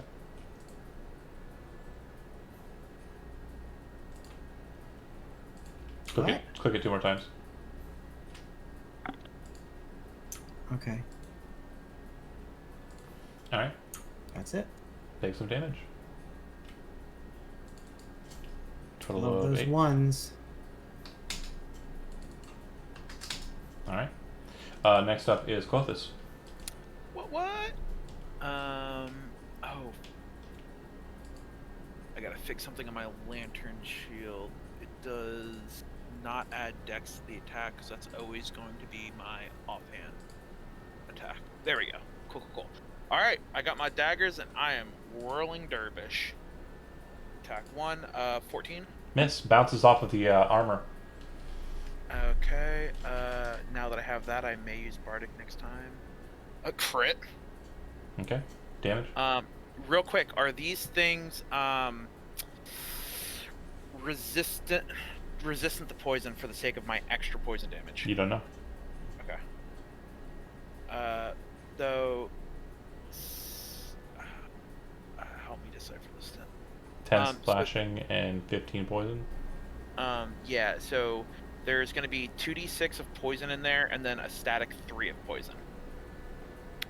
If they're not resistant at all. Right, you rolled a 6 on both dice for the poison. Yeah, I got it. Okay, you lance into the thing, and you watch as it basically falls to the ground at your feet. Nice. Nice job. More at Cyril's feet, but yeah. Then I'm going to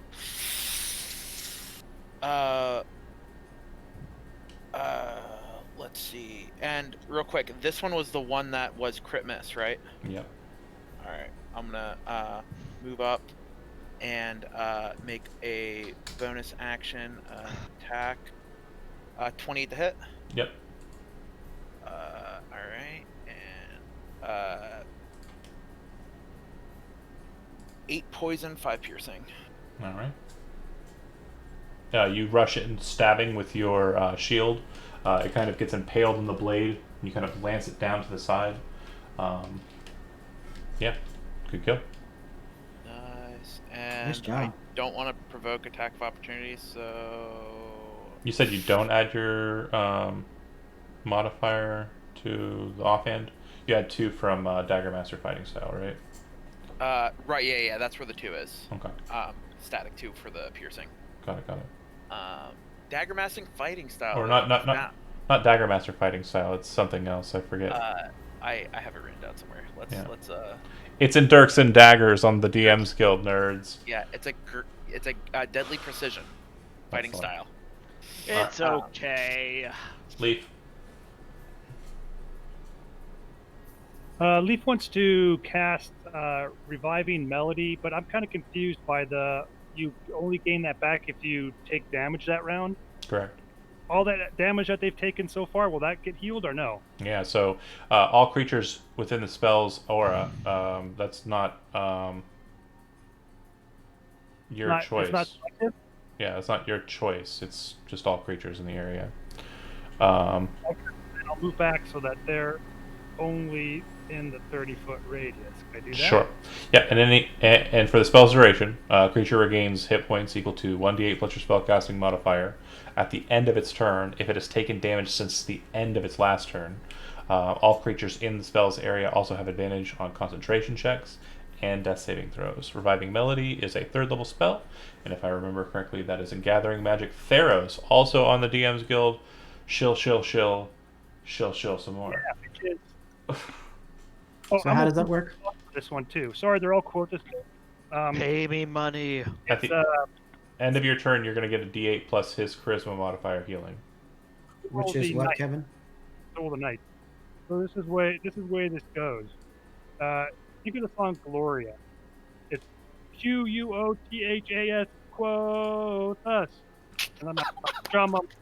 That's too funny. What is your charisma modifier, Kevin? The modifier is a 4, so Okay. it's 8 plus 4. Great. All right. Not too shabby, huh? That's awesome. Luckily, you're still considered my ally, even though you betrayed me. I'm worried for one Twilight Knight he might fall. Yeah, So they're much hurting pretty power. bad. That's why I didn't. So I guess I could do a bonus action this round, and I guess I will. I'm gonna bonus action. Pour some Cyril on me in the name above, and then I would say Butterick Inspiration for Cyril, and That's 3 you've Alright. spent so That far. was How cool. many do you have remaining? I got 1 left. Okay. The creature that was on the north side burrows into the ground, appears next to you, Ulair, and starts stabbing at your lower legs as the one next to you jumps up and starts stabbing at your higher portion. You're not as armored as them. That's not good.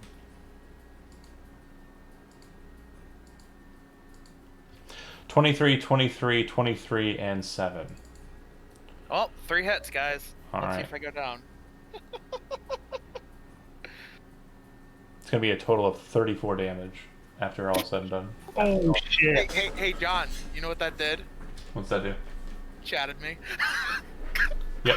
So that, Damn you! That's awesome. you watch as it attacks the legs, kind of dropping Ulair down. The other one starts slamming into his top portion with its 2 blades, and he kind of under the weight of the blades. Oh, no, sorry. Hold on. Oh, I forgot to One add extra one extra damage. point of No, damage. no. That's not it. It's the reverse of that. Two The- extra points of damage? The Twilight Knight to the north of you will use his ability to react protect you. It does not help. The one directly below that will use his react to protect you. That will not help. The last one will use his ability to react protect you. That will help. Take 10 less damage. oh, nice. But they all basically, as you're getting stabbed at the top portion, are throwing their shields in over top of you to like block the blades. It doesn't help with most of the blows to your feet, but the second, or the one that's on top gets blocked. They You just ain't look at got each other no like, legs, we Lieutenant should Dan." probably change jobs. They will flip around on the attack. The knight moves out past you and brings in his attack there. Let's see. Swing, swing, miss, miss, swing, swing, miss, hit, swing, crit, hit. Alright. So the 2 of them working on the top one managed to bring it low. Upon doing so, Kolorami, the one who got wounded the most, moves past you and stands there.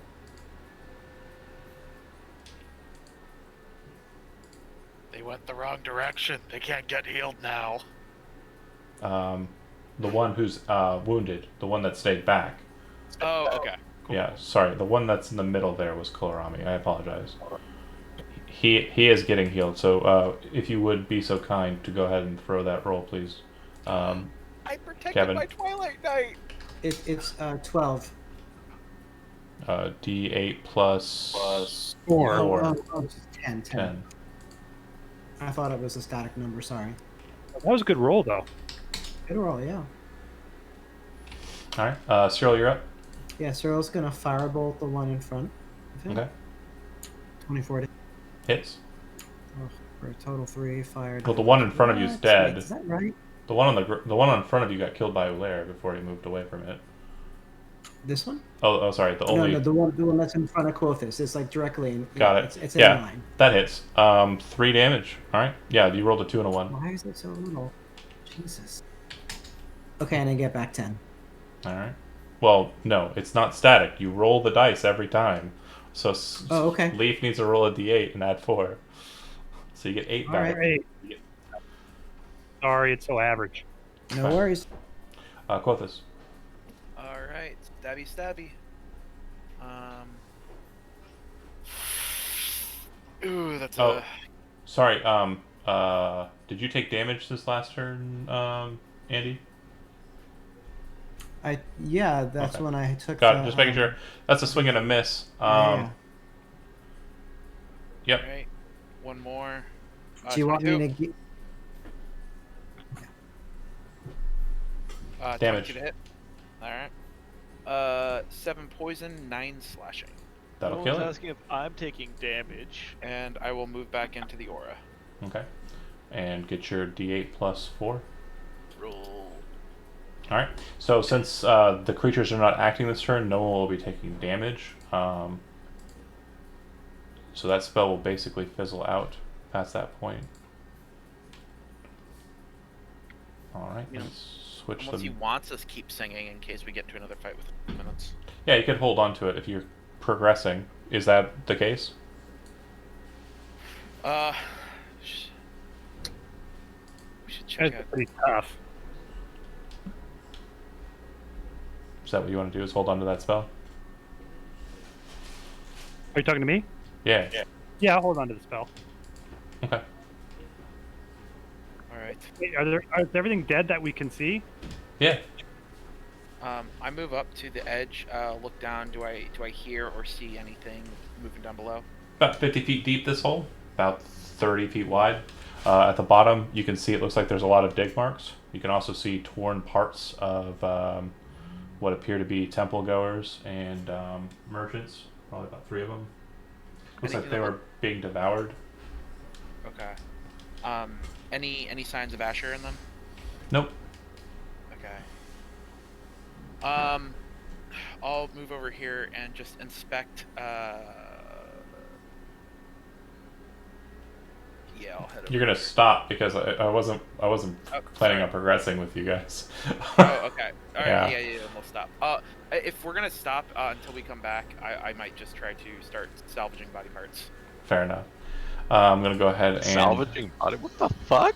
Like cutting off the sharp bits of the ancient Oh, ones. I thought you were talking about the corpses. Well, what you'll note specifically is their blades become You have a dark smaller mind, when man. they die. Like they kind of shrivel down to a more nominal size. And you also notice that the silver sheen to them kind of breaks off of them and kind of Okay. flakes off of them, like metal coating. Okay. Yeah. Back in Kasari Yanwi, Alvin, you didn't So- answer my question.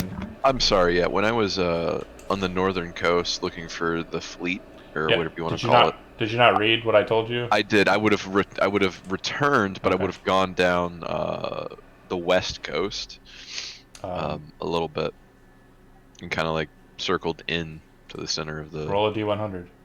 Okay.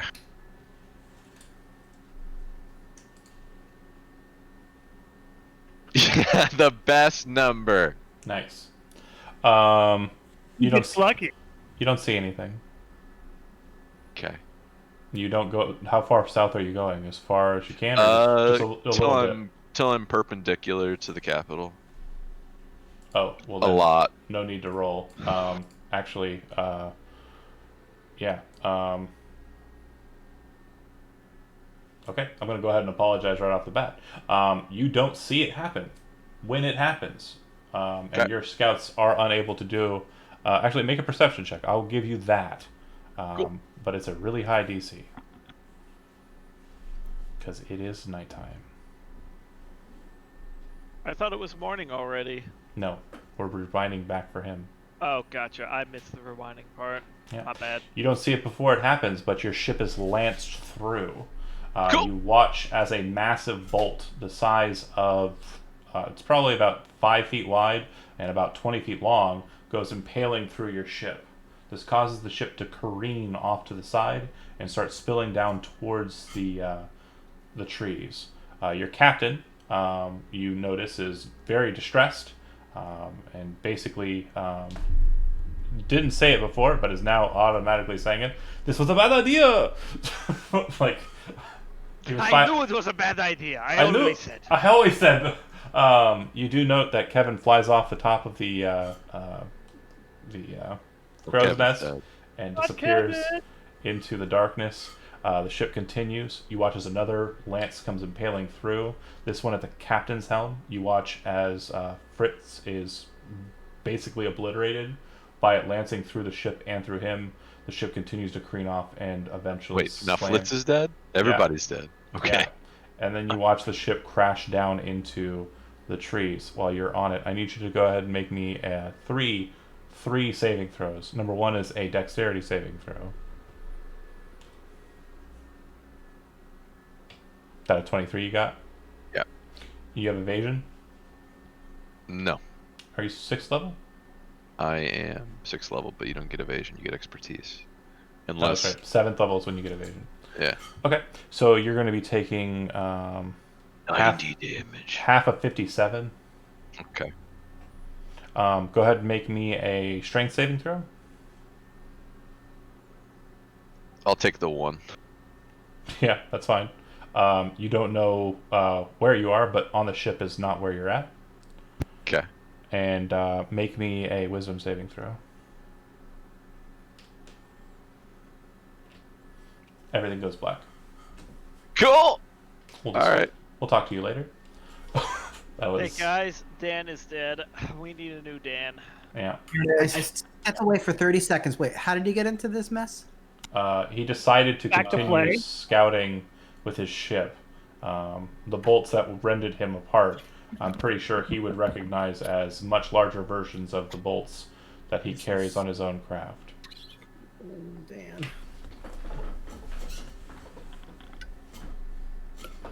Yep. And I had explained to you that the fleet you were basically tailing was pretty well equipped. That said, moving back to Kasari Yanwi, Lady Alcantara, fast forwarding back into the future. We're just going to cover lunchtime for you. I know Right, that's fine. chronologically this doesn't sync up with the current nonsense in the hollow, but we'll get to that. Any That's fine. discrepancies I've there. already heard from the Twilight Knights that they've all died. I got you. Yep, that probably happened. Yeah, yeah. But yeah, Balthar enters into the area of your keep that you've set up for lunch. Right, and I'd like to say I've basically I've set it up so that food is already on the table. If anyone's there, they are outside of the door. Like no one else is in the room Besides you and Balthar. besides me and Balthar. I've set it up at a long-ish type table where I'm sitting at the head. He brings Just- no attendance, it's just him. Yeah, that's fine. I kind of figured he was going to do that, and I just sort of He gesture for him to sit. makes sure to kind of make sure the room is clear, and he slides the door shut as he enters in. Like, seems to guide the assistant in doing so. Smiles. You see him trace his fingers on the doors for a second, and then you see glyph appear on the door. You recognize the spell as alarm. He turns to you and walks over. He pulls his gloves off, the gauntlets, and sets them down on the table in front of him. Lady Alcantara. So, I understand you have been given information that is not typically warranted for the common folk, so I'm giving you two options. Only two. Option one is you join the foe fighters and serve the greater good of the realm. I can't give you much more information beyond that. The information you've acquired so far is stolen and was taken unwillingly. So, I will allow you a choice you did not give Master Leaf. I will give you the willingness to choose whether or not you gain more information. Your option, if you decline, is me and Aramis leave Kasari Yanwi for inland. The political reason will be stated that we felt that the current war was a detriment to our possible incomes, even though you understand that it is my desire to help you in this fight, as it is Aramis's. And I will also try to coerce Alvin into coming along as well. We will pull every single bit of wealth out of this town and leave you barren. I don't do this easily. I have great respect for your father. I have greater respect for you. So, I'm prepared to have a great meal here, but it really just depends on your choice, as leaving would be instantaneous upon your choice. What will it be? You know, you think for a secret organization that seems to be dedicated to keeping its secrecy, you'd find better liars. Leaf is no longer a member of the foe fighters and is acting of his own free will to aid us in a matter of importance, which we had very few volunteers willing to take up arms to do it. Master Leaf felt a political discourse rather than a bladed one would be more prudent regarding this matter. But I've said too much as it is. I will say nothing more until you've made your choice.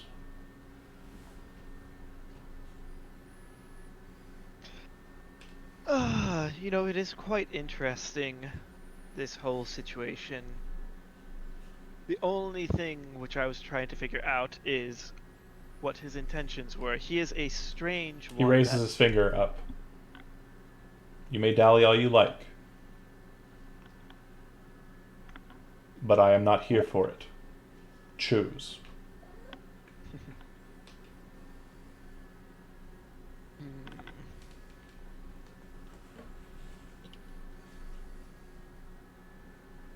Well, you seem to not give me too many options. I'm giving you more than you gave Leaf. Oh, I gave him options to tell me some modicum of truth. He did not. He did. He has been forthwith with you in every regard. Again, you are dallying. I will warn you no more times. If you respond with anything other than your decision, I walk.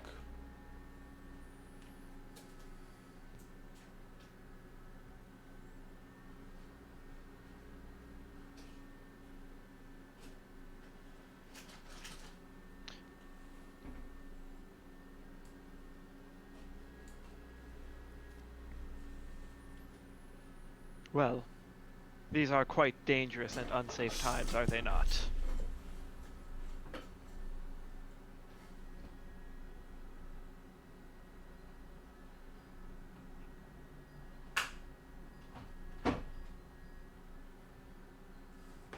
The Master Dwarf is just staring at you intently, waiting. I don't know. I think Dan, with his facepalm, might have got what I was trying to say there.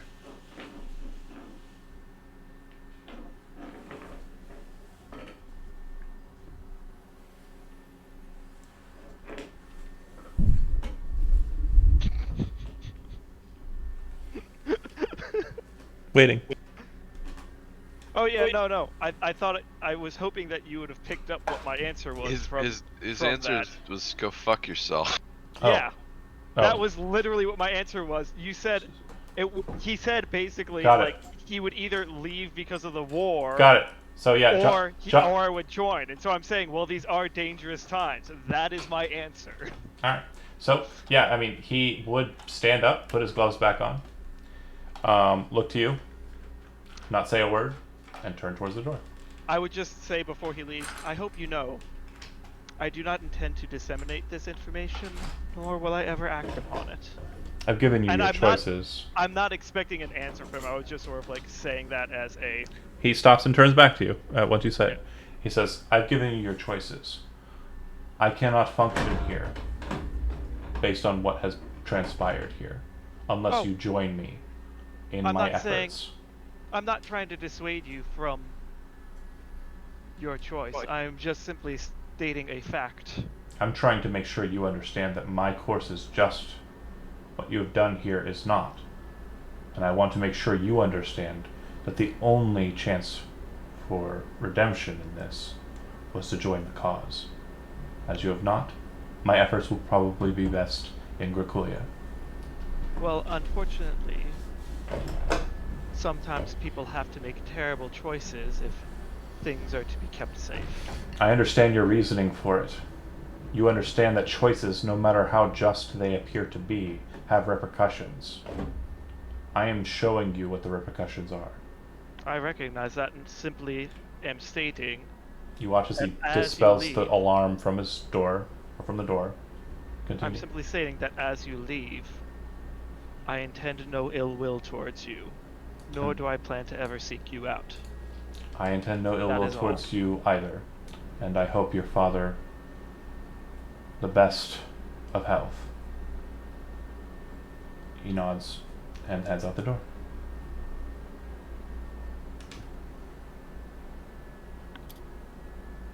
Alright, so back to the cave. Now no one has any idea what the heck I'm doing, do they? And that was crazy, but also now all of your rivals are going to leave. Alright. So Touche. That said, immediately after the conclusion of the combat, the Twilight Knight, who is Ulair's charge, does appear a bit wounded, but he seems to be fine. The other two are completely full health. They look to you. What next? I don't see signs of Asher and the hunters. There's more beyond. Yes, I think we should proceed with caution. I'm a bit banged up myself, but we may be able to take another fight. It's not too large.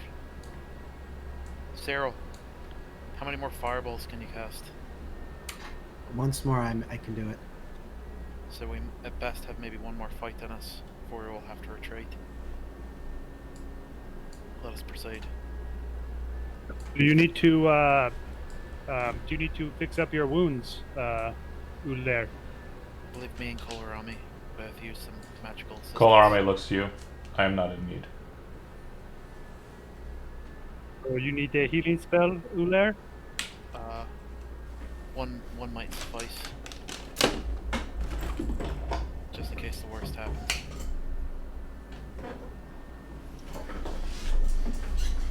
Alright. As you approach... It is only 12. As you approach the... I only have level... Well, Thank you. As you approach the break in the wall, to the north you see that there's like a small patching of mushrooms. It almost looks like they're intentionally planted and almost kind of batched into kind of bundles or bunches. The wall looks like it's been broken out, but it's a mix of strange mechanically kind of manufactured metals and stone.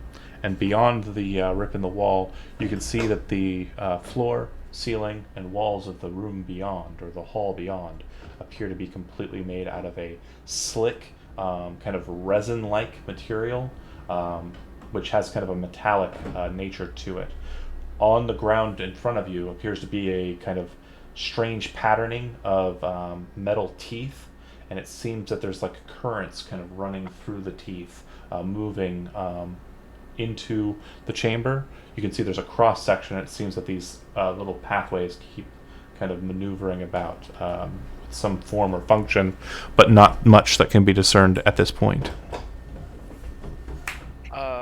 First, I'm just gonna check out the mushrooms. Do I have any and try to decipher what type they might be? Based on your nature check before regarding mushrooms, I'm going to go ahead and give you disadvantage on a nature check to check these ones. Okay.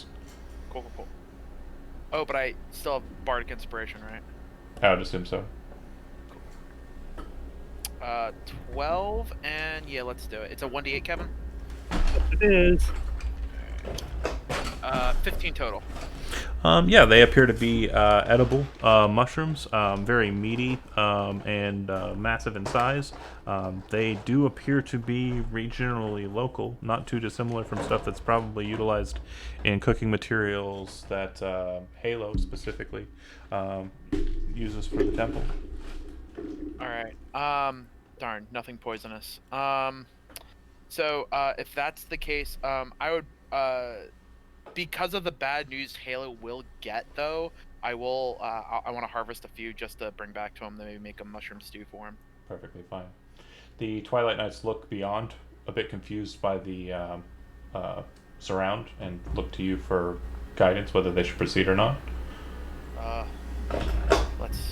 don't know. Cyril, you said there's some kind of, like, thing of electricity running through it, you said? The center point, it's like a grouping of metal teeth kind of on the ground, and it looks like there's kind of sparks moving across the teeth towards the center and kind of moving from different points, like up and down the passageway.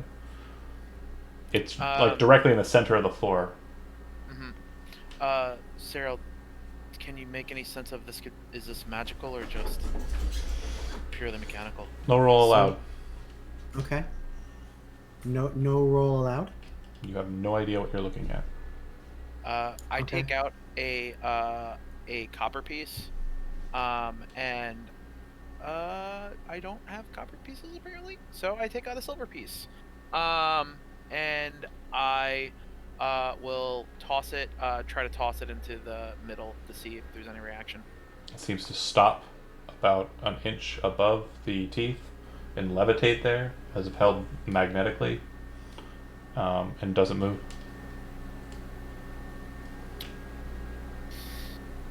All right. Throw a corpse on it.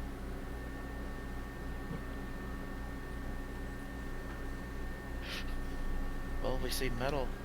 Metal's floating. Yeah. Let's try it. I'm gonna drag one of the bodies and try to throw it onto the. It lands on it. Nothing changes. All right. The electricity seems to be avoiding conductivity with anything besides the other teeth. I would avoid the middle, but get ready to pull me off. And I asked like Kohlrabi. No, that's not what you do. You're gonna kill everybody. This is me. I'm going to take a step on it, and I want a Twilight Knight ready to pull me off in case I'm about to die. Nothing happens to you.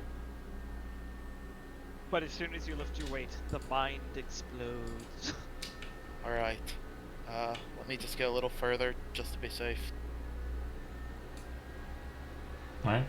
Once you move, there's a cross section. It looks up ahead on the directly in front of you. There's kind of a break, kind of opens into a wider room, but you can't see much beyond that. Maybe some patterning in the center floor, but you're not certain. To the south, it looks like there's a bend. You can't really see beyond it. If you step forward and look north, you'll see that it ends in kind of a cul-de-sac, a round room, and in the middle of the floor, metal sheer floor, there is a Furbolg on one knee, his other leg stretched out, looks like a massive wound in his thigh, and he's holding Asher's sword, looking at you. Flaxius. You doesn't seem like he hears you. You see him move his mouth, and you can't hear him. And he said he's to the north? Yep. If you come around the corner, you should be able to see him. It's Flaxius. You turn and look back, and they kind of look at you, confused, and they go. Once you get within 10 feet of them, you can actually start hearing them.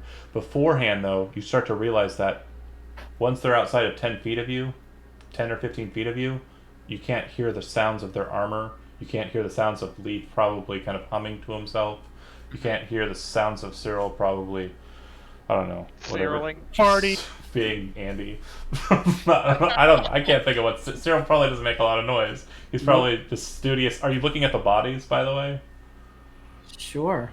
Yeah, the ones that look like they changed from having 4 arms to 2 arms after the one died, they look like they are pretty basic. A much larger version of the one that originally impaled you. They're probably about 3.5 foot tall. Same squid-like appendages on the bottom, same 6 eyes on the forehead, and 2 bladed hands instead of just the one. Then you have the one that you killed first. It still has 4 arms, but in all other ways is exactly identical to the others. It sounds like if you get too far, you can't hear anything. But Flaxius is up ahead. He's wounded. He has Asher's sword. I might need some help dragging him out. And after I say that to them, I head towards Flaxius. Flaxius. Once you Are get you close okay? enough, he says, "Oh, Blair, it's good to see you. I've been here for a better part of 12 hours. Friend, What are you doing here?" we came to see if there's any of you to rescue. I feared the worst. Your There- wife's been informed the worst. Others I'm glad you're alive. Others were taken in deeper before Asher surrendered himself. He gave me this, and it's a massive greatsword, which the Furbolg seems to wield well enough, but you can definitely tell it's not as practiced as Asher would wield it. Mm-hmm. Hold on to that in case you need to defend yourself. Here, Leif's with us. He might be able to heal you a bit. I don't know if he will, but Fair enough. You can try. And I come and kind of like offer him my shoulder to try and help him along. He's a pretty big guy, and you're a little scrawny guy. Yeah, it's not terribly helpful, but It seems that the combination between you and the full blade, he's able to kind of struggle in that direction. All right. The Twilight Knights look to him. Asher is further up ahead. Flaxius let me know. He needs some medical attention, but I want to see if we can find Asher. Maybe rescue him as well. All right, so that spell that I'm still humming, if it hasn't been more than 10 minutes, does that heal somebody that's already been injured? It doesn't, does it? It only heals something that took damage during the last turn. We're going to have to damage him, so it'll heal him. That's not how it works. I know. I can cast a healing spell on him or something. Do you want me just to do a little bit to juice him up a bit? You can tell that this is vitality damage. So it may not be worth it because you'd have to spend a lot of healing resources to just get over, and you're only going to heal 1 vitality at a time. It's probably not worth it. Maybe we can try to head out soon, at least to bring the survivors. Maybe we can get this Asher if he's still alive. Yeah, the wound is massive, but it looks like it is staunched. It doesn't look like it is bleeding. It looks like it's been around long enough, and he hasn't bled out quick enough for it to basically kind of, what's the word? When blood solidifies. Coagulates. Yeah, the wound is pretty massive, but it looks like it is not. It's a vital wound as well, but it doesn't look like it is getting worse. He might have infection or something, but again, that's stuff that's probably down the road a bit. And he definitely seems to be having a problem walking due to the nature of the wound being in his thigh. I'm gonna let him know I'm gonna try and stealth ahead of us just to see what I can see. Need to make another roll. Yes, please. 37. All right. Which way are you going? I'm going to. I'm gonna. He said Flaxius points straight ahead, not south. That's the way I'm gonna go first. All right. Moving along. Everyone can't hear you, and also can't see you as you kind of take to the shadows. Moving along, you can see that there's a massive opening kind of in the center there. And it looks like there's another passageway that heads south, a passageway that heads north, and a passageway that continues on the way you're going. It does look like the floor at this point seems to be a hub for the lightning bolts that are kind of running across the floor length. Some of them stop and kind of like generate a bit and then head in a different direction. It looks like next to none of these little flashes move south, and most are heading north. And it does look like most of them are coming from the east. Most coming from the east, some are heading north. Okay. Most are heading north. Okay, I'm gonna head north then. Okay. The very first thing you see is a strange barrier, some sort of magic barrier inside of a passageway, and it looks like a small room directly up ahead. It does look like there's a strange mechanism on the floor just in front of that. And if you kind of approach it, you can see through the magic barrier. It is transparent. If you look inside of the barrier, kind of stand close to it, you'll see that inside it has a strange shaped room. But if you kind of slide to the left, I think you should be able to see, because you should be able to kind of look into the room a bit here. You'd see that Asher is hanging from a bunch of tendrils that are coming out of brightly glowing light sources that are kind of attached to the wall like pods. These tendrils seem to be connected to his body, and it looks like some every so often. And make a perception check. 10. Seem to kind of pulse and kind of either are removing something from him or are putting something in him. You're not sure, but it seems like there's some kind of fluid transfer. Shit. He appears to be unconscious. But he currently still looks alive, just unconscious. Yeah, he's breathing, but yeah, definitely unconscious. I bolt back. Okay. I found Asher. There's a magical barrier, Cyril. I might need your help to dismantle it and get him off. Some weird kind of experiment's being done to him. Okay. The Furbolg Like has It made looks his... like a trap or an ambush. I didn't see any signs of anything nearby, but if we can get him, we might need to. Once we get him, we might need to run in case it sends off an alarm. Kolarami looks to you and says, do you want one of us to stay with your friend here? And looking to leave Cyril and Ulaire. Any one of us to stay with him? Or... Yes. To keep him safe. I don't... No offense to Fluxius, but if he can't move quickly enough, if we have to run for it from this place. You'll require Cyril for the arcane nature of it. Leaf, I believe, is also trained arcanist. Kolarami kind of looks to the other two knights. They both nod to him. Kolarami says, I am the most logical subject. I will stay with your friend. Thank you, Kolarami. Of course. Safe. If you need me. He gestures to the other two, and they look to him. Same.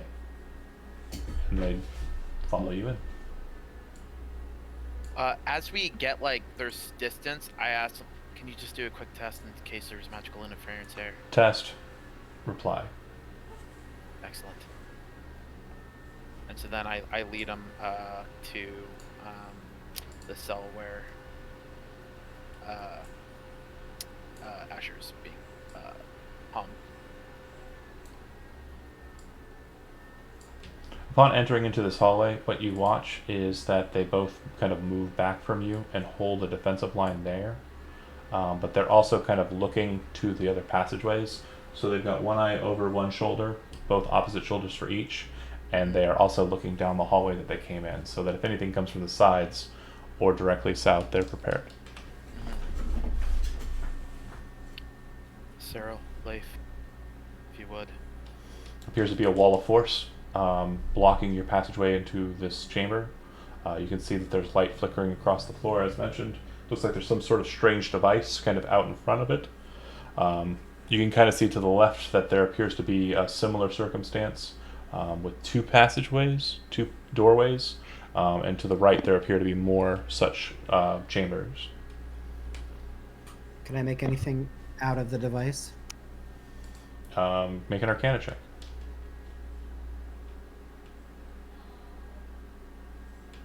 22.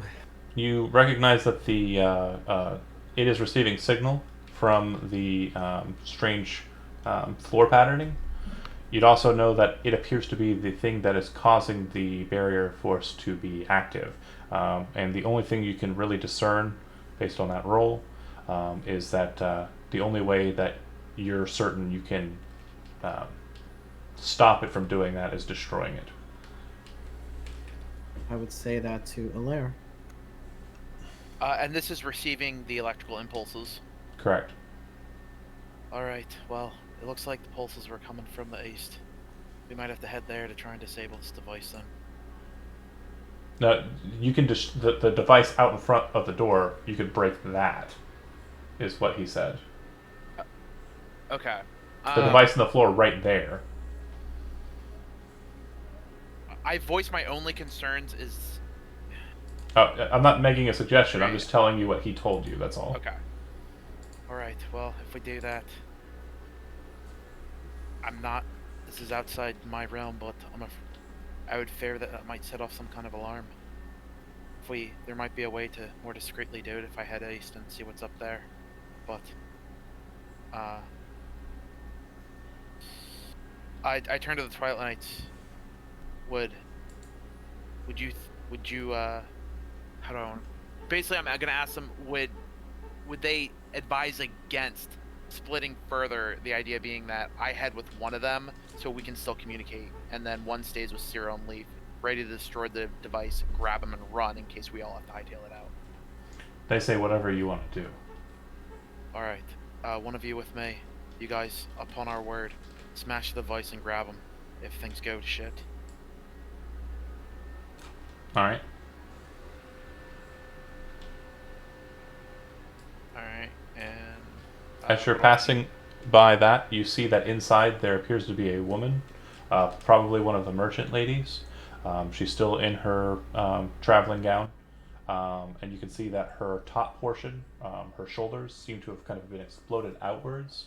The muscle tissue seems to have expanded to massive kind of almost wing-like structures, but not quite. They seem to be connected to the top of her head as well, and it appears that she has grown a second set of eyes. The eyes that appear to be the normal set are kind of a strange kind of milky white. The eyes above are kind of ruby red, not too dissimilar from what a schism has, eye color-wise.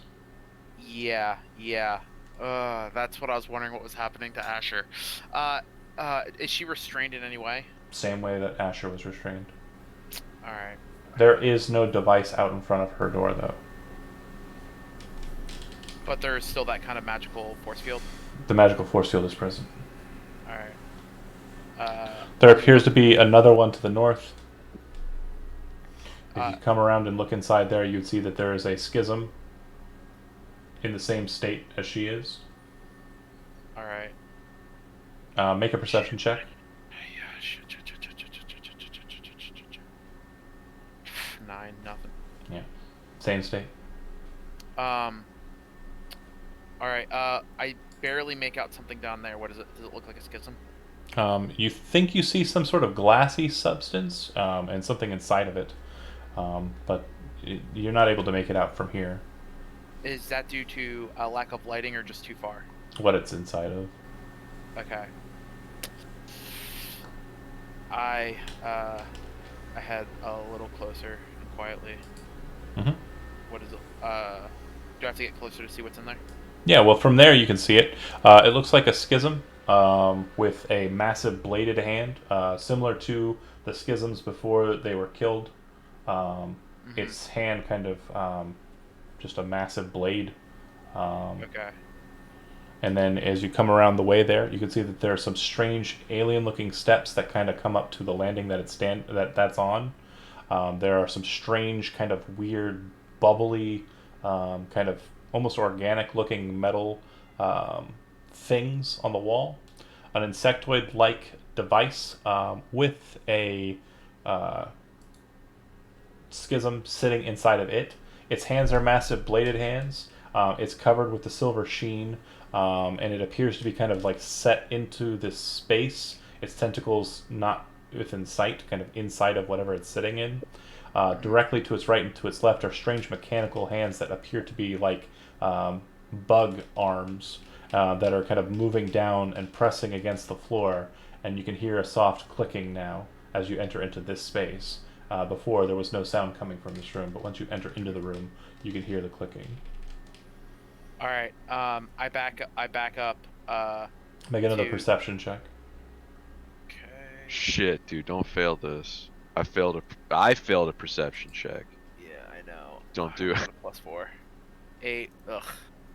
You're not picking up on the weirdnesses. Okay. Meanwhile, Cyril, you're just staying in the middle ground with your Twilight Knight, right? I guess so.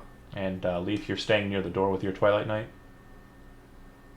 Yes, I don't. For some reason, my character got moved. Yeah, we put you in the room. Okay. You're in the hallway. I think I might have accidentally picked you up as the Twilight Knight, so I'm sorry. Earlier, I got so scared that I lost my accent. It was very bad. Your Twilight Knight nods. Do you want to check anything else out? There's a couple hallways past there while Ulaire's doing his thing. Yeah, I could go up to check. I can check those ones out. That's the one with Asher in it. Where could I check? There's a hallway to the left, hallway to the right.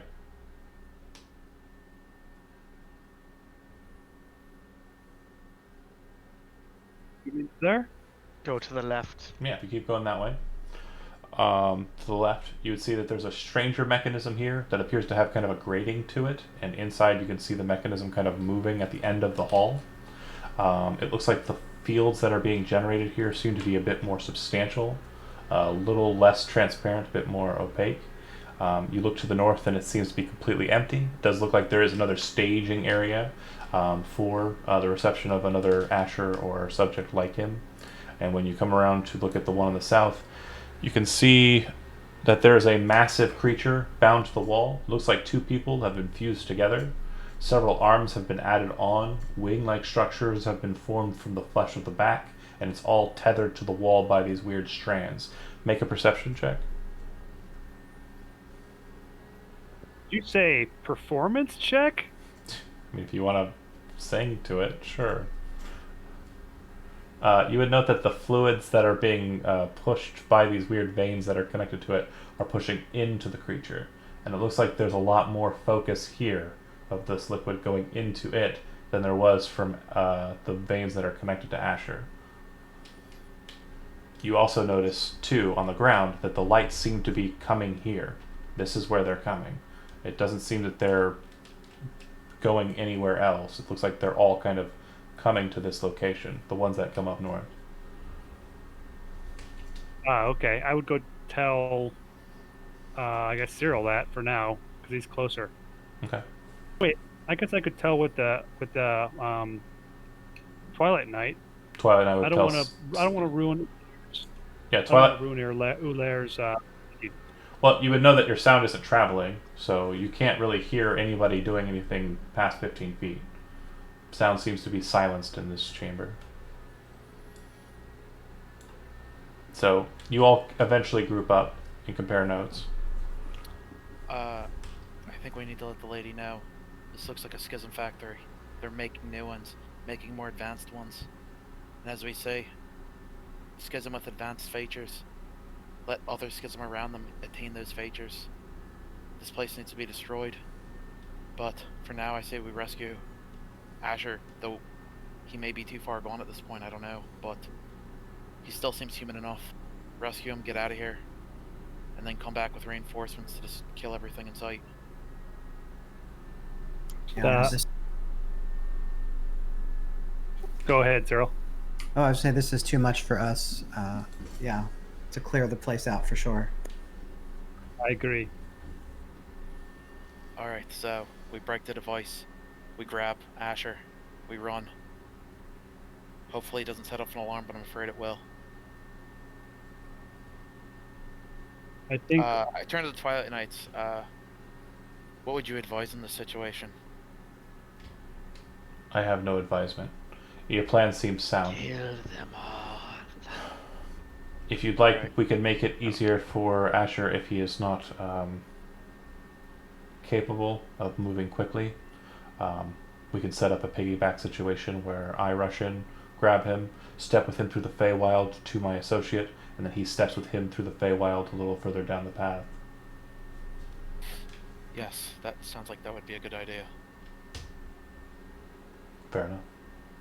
Alright, Cyril, all I have to do is smash the thing and the shield comes down. That's my understanding of it, yes. Alright, if you two want to meet up with Kolarami and Flaxius, since I can step into the Feywild as well, we'll do this real quick. Yes. Alright, Alright. So wait, we're going to the west with Leaf and Cyril? yeah. And you guys are just Right. gonna wait out there and get ready to hightail it out. Alright. And then on my mark, I smash the thing and then I face step 30 feet down and start running. Alright. The knight rushes in, face steps piggyback to his associate, handing off Asher, who grabs him. The second he does, you're kind of looking and rushing away and can see him grab a hold of him. You can see Asher's face kind of like become widened and alarmed, and he's saying something as the cherry blossoms take him and the Twilight Knight down 30 feet further on, or 30 feet further on. And as Asher manifests, he looks and is kind of like annoyed, but then starts kind of moving with the Twilight Knight, not sure what's happening, but kind of herd mentality. Mm-hmm. You're running alongside him, and he kind of looks over at you and sees you and goes, "You got the beacon." And then as you're rushing out the door, he looks at Flaxius, walks over to him, grabs a hold of his sword and takes it into his hand, and then spins around and looks back down the passageway. "There's others in there, boss. Are we running or are we staying?" The ones I saw are too far gone. They're already mostly mostly those beasts now that you fought before. You hear a loud screech ring through the metal chamber like a shot through a horn. But it sounds unnatural. It sounds like pure hatred and malice, filled with anger and despite, just showering you as it kind of echoes out of the horn hole. Asher kind of goes, "Fuck that!" Turns and runs. A lot of you are running as well. Oh yeah. All right. It sounds like googly woogly woogly. We'll go ahead and cut from you guys, and we'll switch back to. So around 30 minutes prior to your lunch, I'm presuming, based on the necessity for getting out, hiding, there really wasn't much time covered there. It's still pretty early morning for them, but they're still going to try and kind of hide the situation.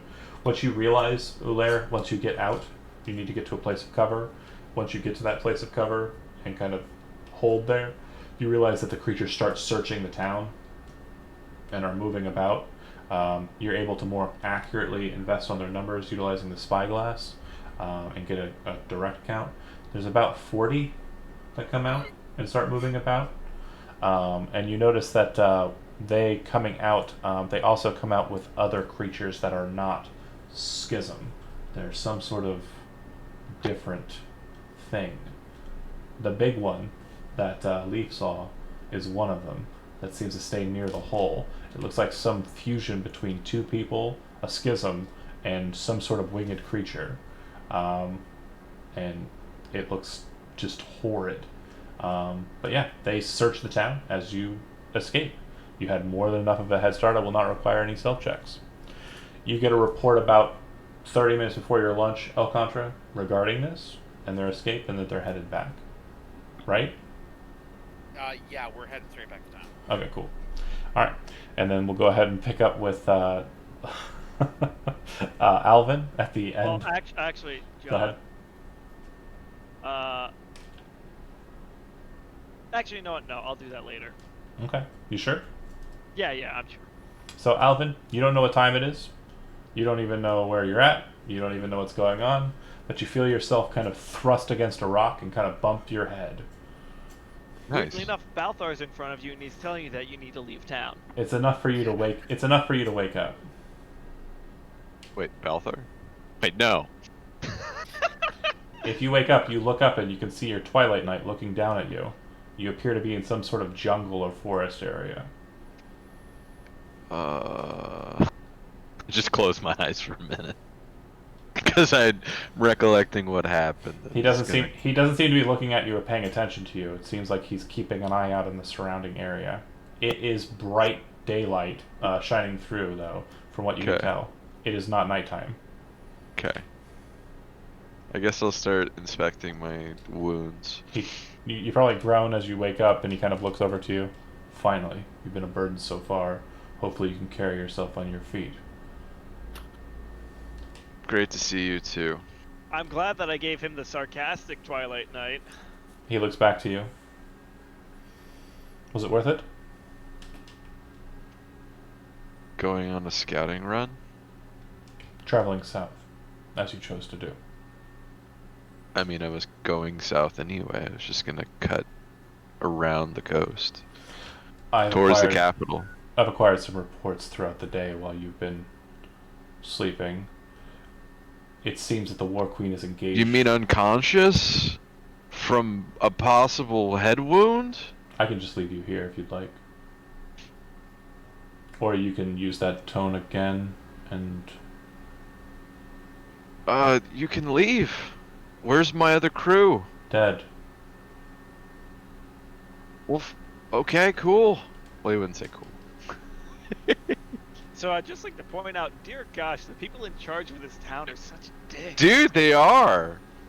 I've received... Literally just fucking got shot out of the sky. I have a bleeding head wound, and this guy's being a dick. Yeah. So... I don't want to deal with him. The Twilight Knight says, I've received reports from the War Queen. She's engaged with the Alterians and the Dwarfs. It was to be a peaceful engagement, but the Dwarfs did not allow for it. It seems that they were prepared to strike. I don't know if it was because we set them off with our presence, or if they were prepared to strike regardless. That said, I do understand your current predicament, and I apologize for it, but you must understand I've carried you for near 12 hours through this hot jungle in this armor, and I've kept you safe. I have fought and taken down several creatures for you because you are an honored advisor of Lady Alcantara. So, if you speak to me with that tone again, I will leave you, and I will say you are taken tone that I was given by the Displacer Beasts. Do you understand? That's fine. If you wish to go on your own, I do not. I wish completely. to... I'm I- completely pleased with that. I'd be happy with you. I do not to wish leave. that. I wish for you to be more respectful. I understand you're a merchant and you're flippant in your tongue. I get that. But this is a very serious situation. Can you walk? I mean, I would already be standing. Yeah, I would get up after I've inspected my legs, and I wouldn't be lying on the ground while this dude was berating me. You definitely have been unconscious, so yeah, your legs are pretty weary from just lack of use, not like atrophy, but being unconscious for a long time is not healthy, and you were unconscious and then asleep for a long time. Right, probably have a brain bleed. What do you want from me? There's a massive. Don't worry, a long rest will be able to repair the brain bleed. There is a massive headache. I mean, you definitely are pretty well wounded. I don't know anything about my surroundings, but. And you're in the middle of the jungle. Let's see. Would I even have my pack? No. Okay. I'd look at my orb of time. What time of day is it? Since I probably should have done that in the middle of the fucking nighttime. It's about lunchtime. Scouting in pitch dark. Brilliant. You said you were traveling. I didn't even know it was dark out.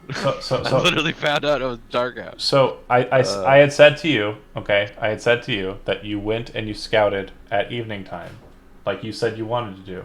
And I told you at that point in our side chat, there was nothing where you had left it. And you had said to me, I want to continue on south, which is several hours south. It's not instantaneous travel where you're on the skyship. It was dark. I wasn't aware. It's okay. It's not a big deal. I just didn't know what time of day it was. If I can't see anything, I wouldn't say let's go scout more. I'm human. If I can't see, I'm not gonna. The elves. But it's okay. The elves you were with were able to see things. The thing is that they were not able. They to see couldn't see things. They did not. I already rolled for that because I asked you the question with knowledge of what would happen if you went that way. I mean, I guess right. Fuck. I mean, I would try and. It's okay. I guess get up and then gather what I have. What do I have? Do I have? You literally have what. Do I have my weaponry? What do I have? What you would have been carrying on your person. So you would not have had your pack traveling around on a ship. No, I wouldn't have rations or anything. So yeah, I'm just gonna you probably have your weaponry. Delete that. Chuck that off. The Twilight Knight says to you, I have made it... I would have my backpack. I will let you know that it is currently impossible for me to send messages outwards. However, I have been able to receive messages inwards. They have not mentioned us as of yet. Let's head to the capital, if you know where we are. Did you catch... could you see when we landed? Because I couldn't. No. Crashed. We didn't land. We crashed. Fair enough. I did not see where we landed. I am currently under the presumption that if we continue to head east, which I understand to be in this direction, then we should be able to make it to...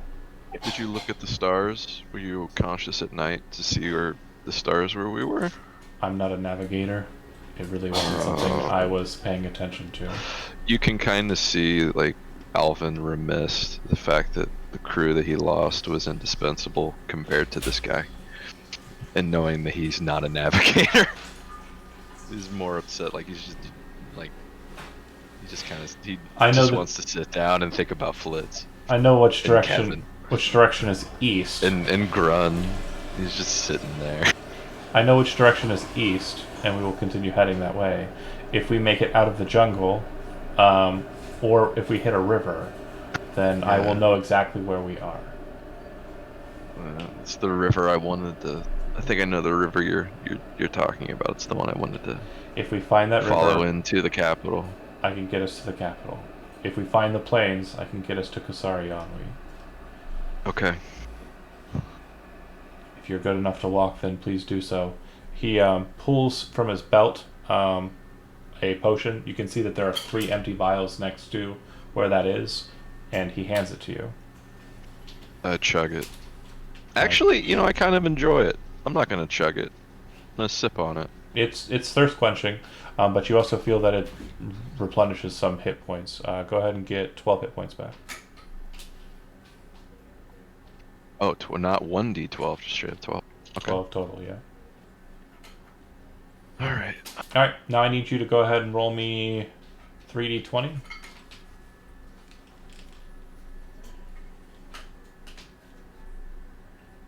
I like that 3. For the rest of the day, the 2 of you travel, and by nightfall, you have already broke from the tree line and are on your way back to Kasari Yanwi, following the tree line up. It seems that your associate here, your Twilight Knight, has done pretty well by you in the last leg of your journey here, and you do witness the fact that he does have some battle scars of his own. Your presumption is that he had more potions, but he seems to have depleted them. Gotcha. Yeah, before you became conscious. It looks like you missed most of the heat, if you will. But it does look like he has some lacerations that are healing, but definitely looks like he was basically tore at by cats. Alright. Cool. Anything you're doing, Lady Alcantara, in the end portion of the day? That is a good question. About what time does the They'll arrive back party at 2 in the morning? in the afternoon. Oh, in the afternoon. Yeah, they left in the middle of the night and arrived there at dawn. They spent about 2 hours kind of surveying and escaping without being caught, and then they spent 5 hours traveling back. So they would have left Iskari Yanwi at about 10, and they would have arrived home about 2. Alright, so anyway, if they are back then, I do have something in mind that I want to do. Okay. I send an invitation to Leaf for dinner. Well, I'm assuming that they're coming to you directly. Like, Oh, they might, but afterward, like, I want to send that privately, though, is the thing. fair enough. Like, that's my intent with saying, like, I sent an invite to Leaf to dinner, but I want to do that privately. If they come by and talk about stuff first, I'm fine with that, but I just want to make sure that, like, that's said and done. And I'd probably wait till after, like, if they come straight to the palace, I'd probably wait till after the report they give to send it. I'm not going to do it publicly in front of the others. That's basically what I'm trying to say. Fair enough. Alright. You arrive back at 2. Cyril, Ulair, Leaf. And you arrive back with Asher and Flaxius. Flaxius is welcome back into his home, the temple. And they say that the guide, once they return, will do their best to heal them. I would request if, or radio ahead if she would like a first-hand account of what Asher saw when he first got there. If not, he can stay and get healed. Well, no, forget it. We'll just head out. Alright. Because I probably saw all I needed to know anyway that we're boned. We are so boned. Alright, yeah. She's I had... going to kill all of us, yeah, baby. See, he's a bard, or she's a bard. Yeah, I would head directly to Lady Alcantara to report. Alright. Cyril, same. Leaf, same. Cyril would actually, knowing that, would go to his tower and start taking copious notes about everything that he saw. Make an Arcana check. I'm sure Leaf is not happy with me, so I doubt he's going to come. I might just bug out and say, Ulair, you can handle this on your own. Leaf goes home, finds a note on his table. 19. Yeah, you're able to draw the differences between the creatures and note them. Yeah, everything you've basically seen. Yeah, but your opinions are your own, nothing new information-wise. But if you have opinions, you can go ahead and, decide what you think about them, but nothing Okay. cement. All right. Leaf, you said you're going off doing something else. Leaf will head home. Leaf will say, Ulair, you can take care of this. If you need me, let me know. I presume that the request for dinner was already sent. Yeah, I basically just like, You find it in your house. yeah. Leaf, do you have a request from Lady Alcantara to have dinner? We'll have to think about this then.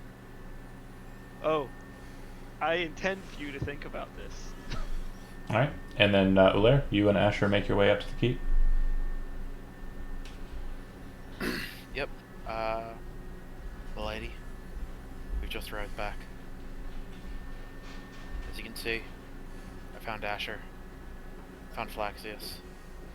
We saw others. Some dead in a pit. Some tethered up and...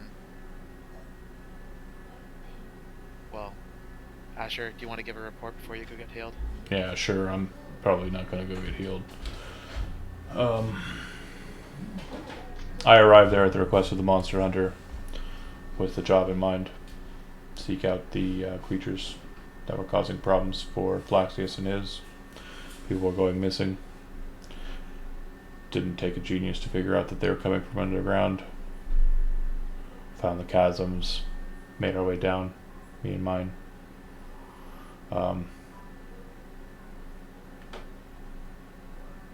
Pretty much found what we ran out of. Strange, soundless chamber. We ended up going down one hallway and running into a creature that looked like the schism that I fought on Andrasi. And Okay, quick technical question. Did he actually know what the name of the schism was, or did he just know it was a creature that he fought? he just says schism now. Okay. Yeah. Someone, out of character, someone did relay that information to him before in the transfer of knives. Okay. You aren't aware of I that, couldn't remember.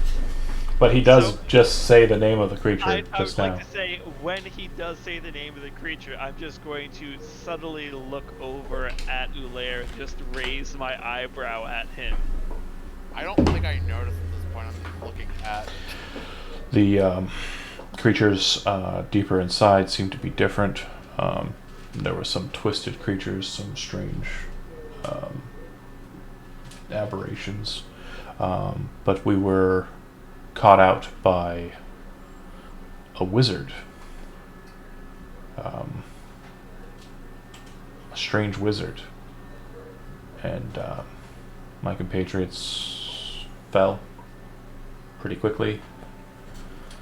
I meant to stay and fight, and I was told by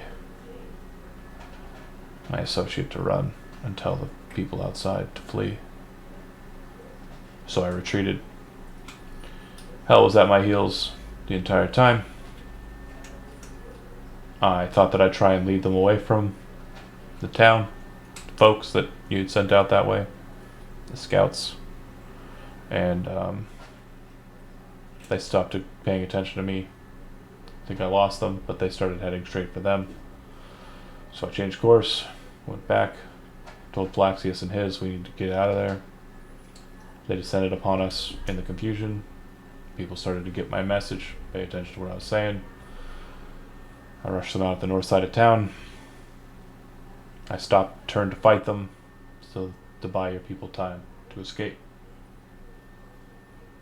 Figured mine had already died in that hole. Might as well die worth doing something worthwhile.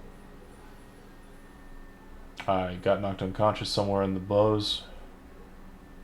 I woke up to, He gestures to the Twilight Knight.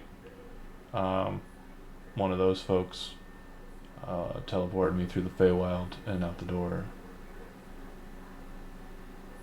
Anything else, lady? What necessarily do you mean by a strange wizard? A man seemed to have strange twists of flesh on his body. He looked like a human. Looked like a guy. Maybe an elf. I don't know. And his hands were covered with metal. And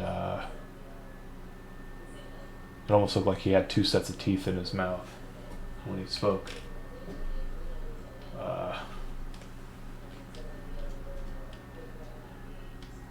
Didn't really get much of a sight on him before he started casting spells and whatnot.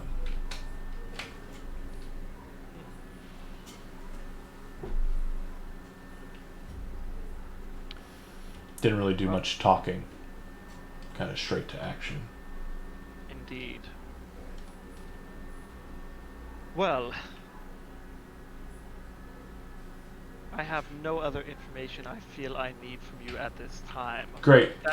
That being said, I would ask that you try not to spread around what you have seen too much. Yeah, I'm not going to listen to your suggestions, nor am I going to stay in your doomed town. The only suggestion I really have for you, Pale Lady, is he looks over to Alaire and then looks back to you. You can go fuck yourself. Maybe next time send a scouting party that's prepared to look over a place before you start sending out just temple folk. Okay? I'm heading back to the Akaskari wildlands. Even though there's chaos spawn there, it's safer than the unsafe matters you handle here. And Alaire, it was an honor serving under you, and hopefully you catch wise to the bullshit that's going on around here. Have a good one. Turns and starts heading out the door. Alaire, you may want to warn him at some point that it's not necessarily an order coming from me on his silence. You heard him. He's out of here. The only thing I would say is that they were creating schism at a people. He was hooked up to one of the machines. Well, that seems quite disturbing. Right. I didn't want to say it in his presence, but it may be... He may need to be... I'd hate to do this to a friend, but if possible, kept an eye on while he's here, or possibly evaluated, because I fear if it's a process that might still continue, what could happen. Well, if he goes about speaking what he's seen, I guarantee it will not be a problem for him for that long. Anyway, report. Before we got out of there, we saw 40 schism and other creatures of sorts. Creatures of 2 humans and a schism and some kind of winged creature all fused together. Seemed like there was some kind of ancient one at some kind of control mechanism running the whole show. We didn't catch sight of any wizard, thankfully, because we might not have made it out of there alive. But I don't know what else I can report at this point, but that's what we saw. I don't know if we can handle it, but we would need a sizable force to do so if we went to try. Well, I was hoping that you would all wait a little bit longer before you headed out, since I was going to try to, at least this morning, send some more with you. As the reports state, milady, the Twilight Knight says, the War Queen is currently engaged with the dwarfs and the Alterians on the west coast. I do not think any reinforcements will be sent this way. If you're wishing to pull back from Nadrasi, we might be able to supplement the forces of the captain. Oh, I was more thinking just we do have more here, and as Nadrasi is currently being guarded, I would not have been against sending a few extra of you who are guarding me to go and help. I will state this based on their combat capabilities, as noted by the individuals that left with them, milady. If there are 40 of them, I don't think your entire militia would be able to stand against them, based on Kolarami's reports of their attacks, and based on the fact that we only saw their front guard and not even the larger creatures that were seen by your scout there. I do not think this is a matter that we can take as light as a problem just there. We do not know the intentions of this wizard or the capabilities of these creatures. No, I agree.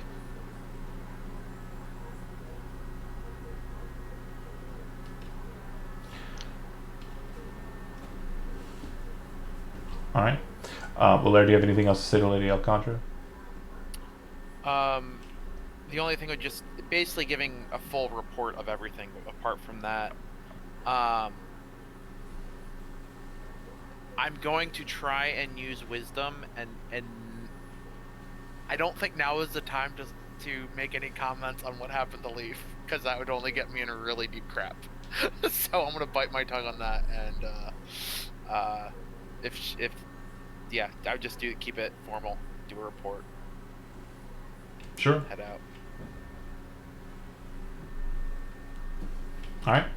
Anything else from Alcantara to Valaire? Nope, not really. Alright.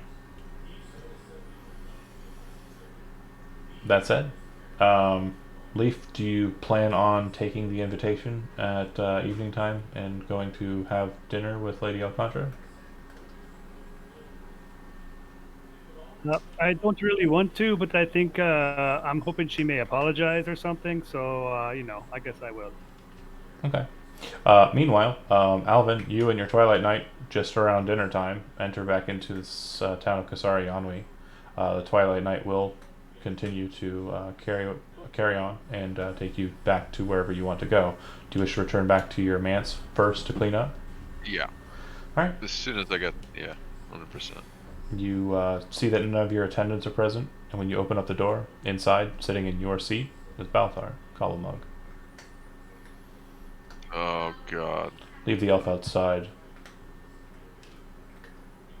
I would, yeah. I'd tell him to go outside. Shut the door. As I'm sure you are aware, based on the look of you, the situation has become kind of tense here. Me and Aramis are moving to the capital.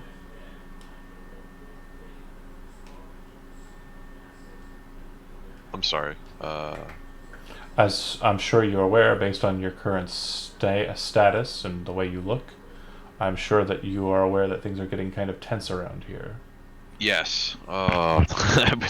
Let him know about what happened when I was west of the capital. Before you even get to finish that sentence or speak that sentiment, he says, me and Aramis are moving to the capital. Well, the capital's about to be overrun. I'm sorry?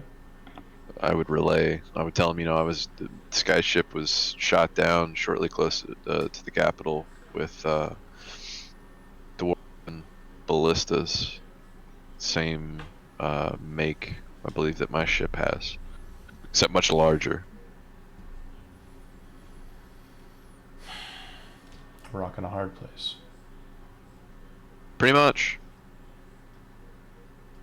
Aramis and I will plan on leaving this town regardless. This town is not safe. Yeah, I'm going with you. I mean, honestly, once my ship was, I wanted to speak with you. I don't recall what happened that morning, but I wanted to come and talk to you. But this authoritarian regime, I don't even know. They procured my ship, forced me to go on errands for them. Yeah. I have not been forthwith with you throughout your entire life. Oh, fuck. Not right now. Okay. All right. Father. This is happening. I need you to understand something. And I need you to realize how important matters are right now. He throws out a box onto your desk, but across it so that it's on your now side of it. And you can see that it has your father's mark on top of it. Your father and I are part of a secret organization Well, he was. Known as the Foe Fighters. God, Kevin, why? It's everywhere. Why is this the They're name? taking over. Why is this the name, Kevin? We are a Can't- we are Can't take this serious. It's so hard. we are a political force You killed Dan. who do our best not to engage in violence to ensure that maladies do not fall on the innocent. I have told you this information. I am not supposed to tell you this information. Sorry. Luckily, so be trusted in the city.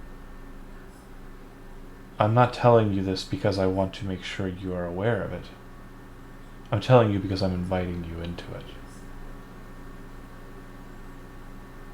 Balthar, I've trusted you all the time, but I really need to rest before I make any decisions. But I guarantee you, you can see he's having trouble thinking. Like, as he gestures to the large fucking head wound that he has. Well, it's actually pretty well cured because the potion was pretty. I mean, it's Okay. there's probably no Fair. bleeding. Fair enough.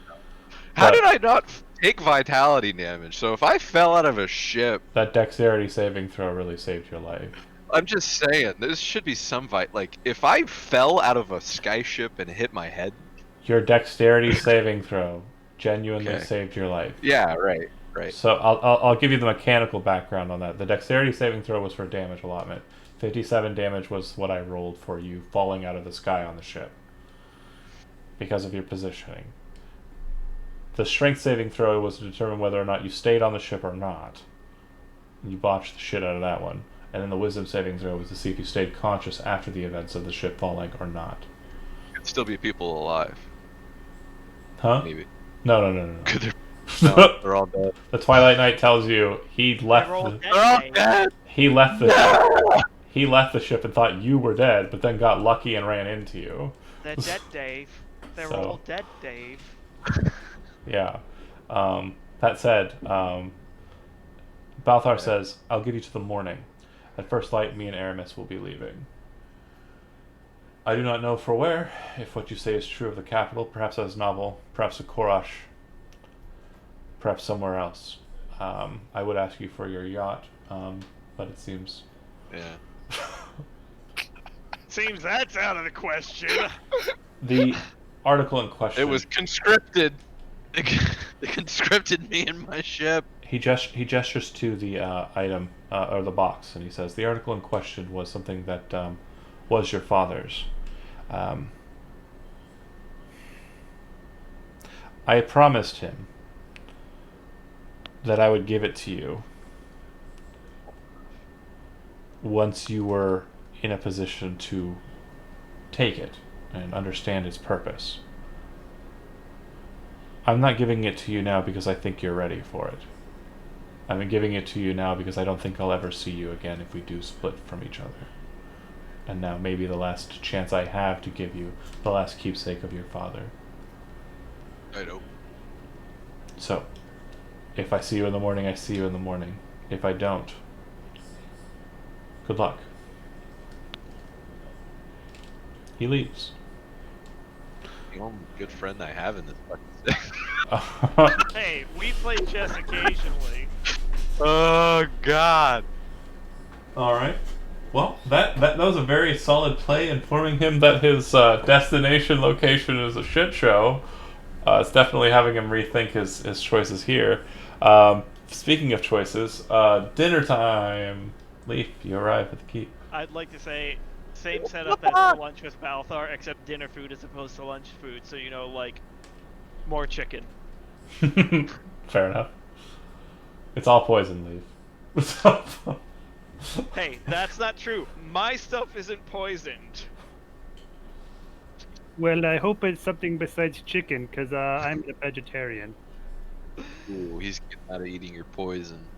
Yeah, no, he's just mad at me. Anyway, You would But know Leaf's eating habits. You would prepare in kind. yeah, no, I prepare whatever. But yeah, as I said, it's literally like the same sort of setup. There are guards outside. No one's inside. I'm sitting at the head of the tables, all set up. yada yada yada. Cool. So, you enter. I just sort of like a gesture for you to sit. Elkantra, you have never invited me to dinner before. What is this about? Oh, you'll see. But anyway, it seems like you have had a stressful day. Would you not prefer to relax a little bit before we get to business, or do you just simply wish to not mince words? Normally, Elkantra, I would love to mince words, but right now, frankly, I do not trust you. So, I guess you should just tell me what you need to tell me. Well, I'd like to say, first of all, you are quite an enigma. You say you are an entertainer, and that is all that you wish to be, and yet you continually seem to end up in this town's business, including fighting fights on the Nadrasi Bridge, and gaining information that most people in this town have no knowledge of. It seems unusual. It has always seemed unusual. Well, I travel and go on adventures because I am a bard and I want to be able to tell stories. And I also have lots of friends in this town. There are other bards in other places who do not necessarily travel and who do not necessarily get themselves in the middle of adventures. They simply hear about them from others and add their own spin to it. You actually putting yourself in the middle of it has always seemed intriguing. And according to what I have learned from you and other parties, it makes a little bit more sense.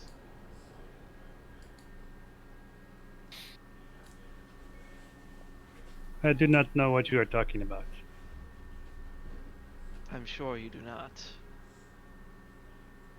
But I hope you realize that what I do to try to make sure that I keep the city safe. And it seems rather suspicious when certain members come across certain items which seem to have significance for other people and are not entirely forthcoming about everything. I could tell somewhat of what was going on. And I have to say, you may be expecting an apology. Unfortunately, I do not feel as though I can give it. I am not surprised. I know who you are. Do you? Unfortunately, this town is something I have to take care of, and if I see something that could potentially be a threat, I need to make sure it's not. I hope you know that with what I figured out, I at least was willing to trust you enough with the map and with leaving. I do not blame you for anything that you have done. I do not necessarily think you were wrong in doing it. I just hope you understand the perspective that I come from.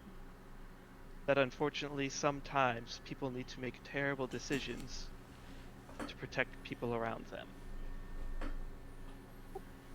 You can tell yourself that if it makes you feel better and helps you sleep at night, but I do not agree with that. Oh, really? You don't think that leaders sometimes have to make horrid decisions? Have to go and to make sure that their people are safe at the cost of other people's safety? That perhaps those dwarves that we slaughtered on Nadrasi did not have to die to make sure that my people lived. You were there with us, fighting with us, to ensure the town's safety. And for all I could see, perhaps you were doing it out of goodwill, or perhaps you were doing it out of a means to infiltrate. I wasn't sure. I'm sure now it was not out of means to infiltrate.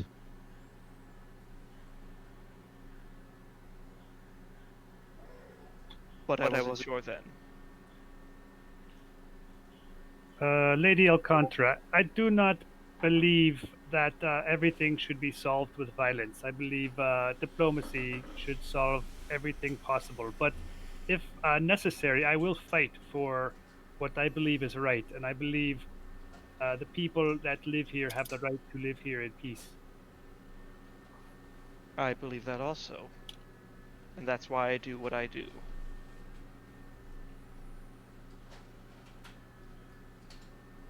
I know it is not always a pleasant thing that I choose to do. But unfortunately, I don't think that necessarily all the decisions that I have to make are pleasant ones. Well, I have been around a while, and from all I know about your father when he ruled, is that he was a wise and good ruler, and I think you have fallen way short of him.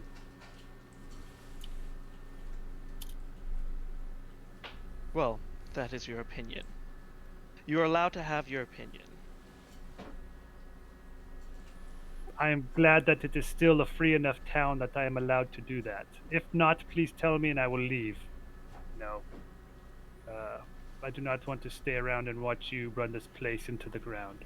Real quick, Kevin, make an insight check.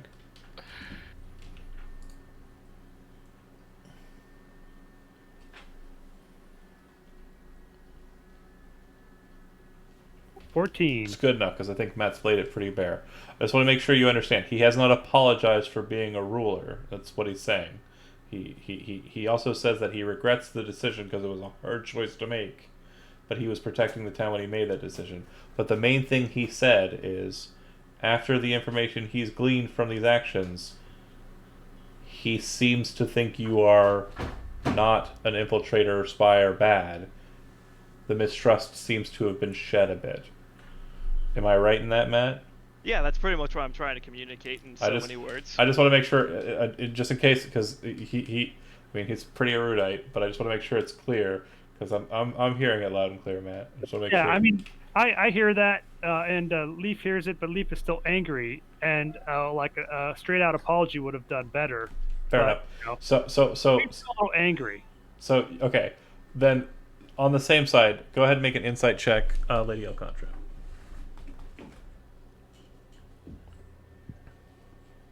Yep, good enough. You would note that it doesn't seem like Leaf is really paying attention to it because the wound is still so raw. Yeah, fair enough. Someone who pays attention to speeches and words, not so much emotions, so. Fair. Well, if you wish to eat here, you may. If you wish to talk, you may. If you wish to leave, you may. Thank you. I will take my leave then. So, real talk, the food does look really good, though. Like, Leaf has been around. He did apparently, I mean, I'm assuming, Matt, that you did say chicken jokingly, but you brought out... no, I just sort of threw out a word. You brought out your A game for Balthar. I presume you brought out your A game food-wise here as well, right? Pretty much, yeah. It does look like there was some effort put forward. I mean, you can leave if you want to. It's just the second meal of the day that's gone to waste. Man, it doesn't work out well for you. That stable master's eating fucking good today. Yeah, I mean, that was good, what she said, but it wasn't as far as Leaf wanted it to go. So that's Leaf, why. Leaf is still leaving. Leaf is leaving. Okay. All right. At least you didn't put an alarm on the door. Yeah. Fair. Oh, by the way, at this point, I have the guards I was planning to assassinate him, so, you know. All right, I'll go ahead and make my attack rolls. No, I'm going to turn invisible. No, you didn't know it was coming. We're already hitting you. But no, not really. Right? Yeah, no, I'm completely joking. Okay. Why would I kill Leaf? Right. Fair enough. Okay.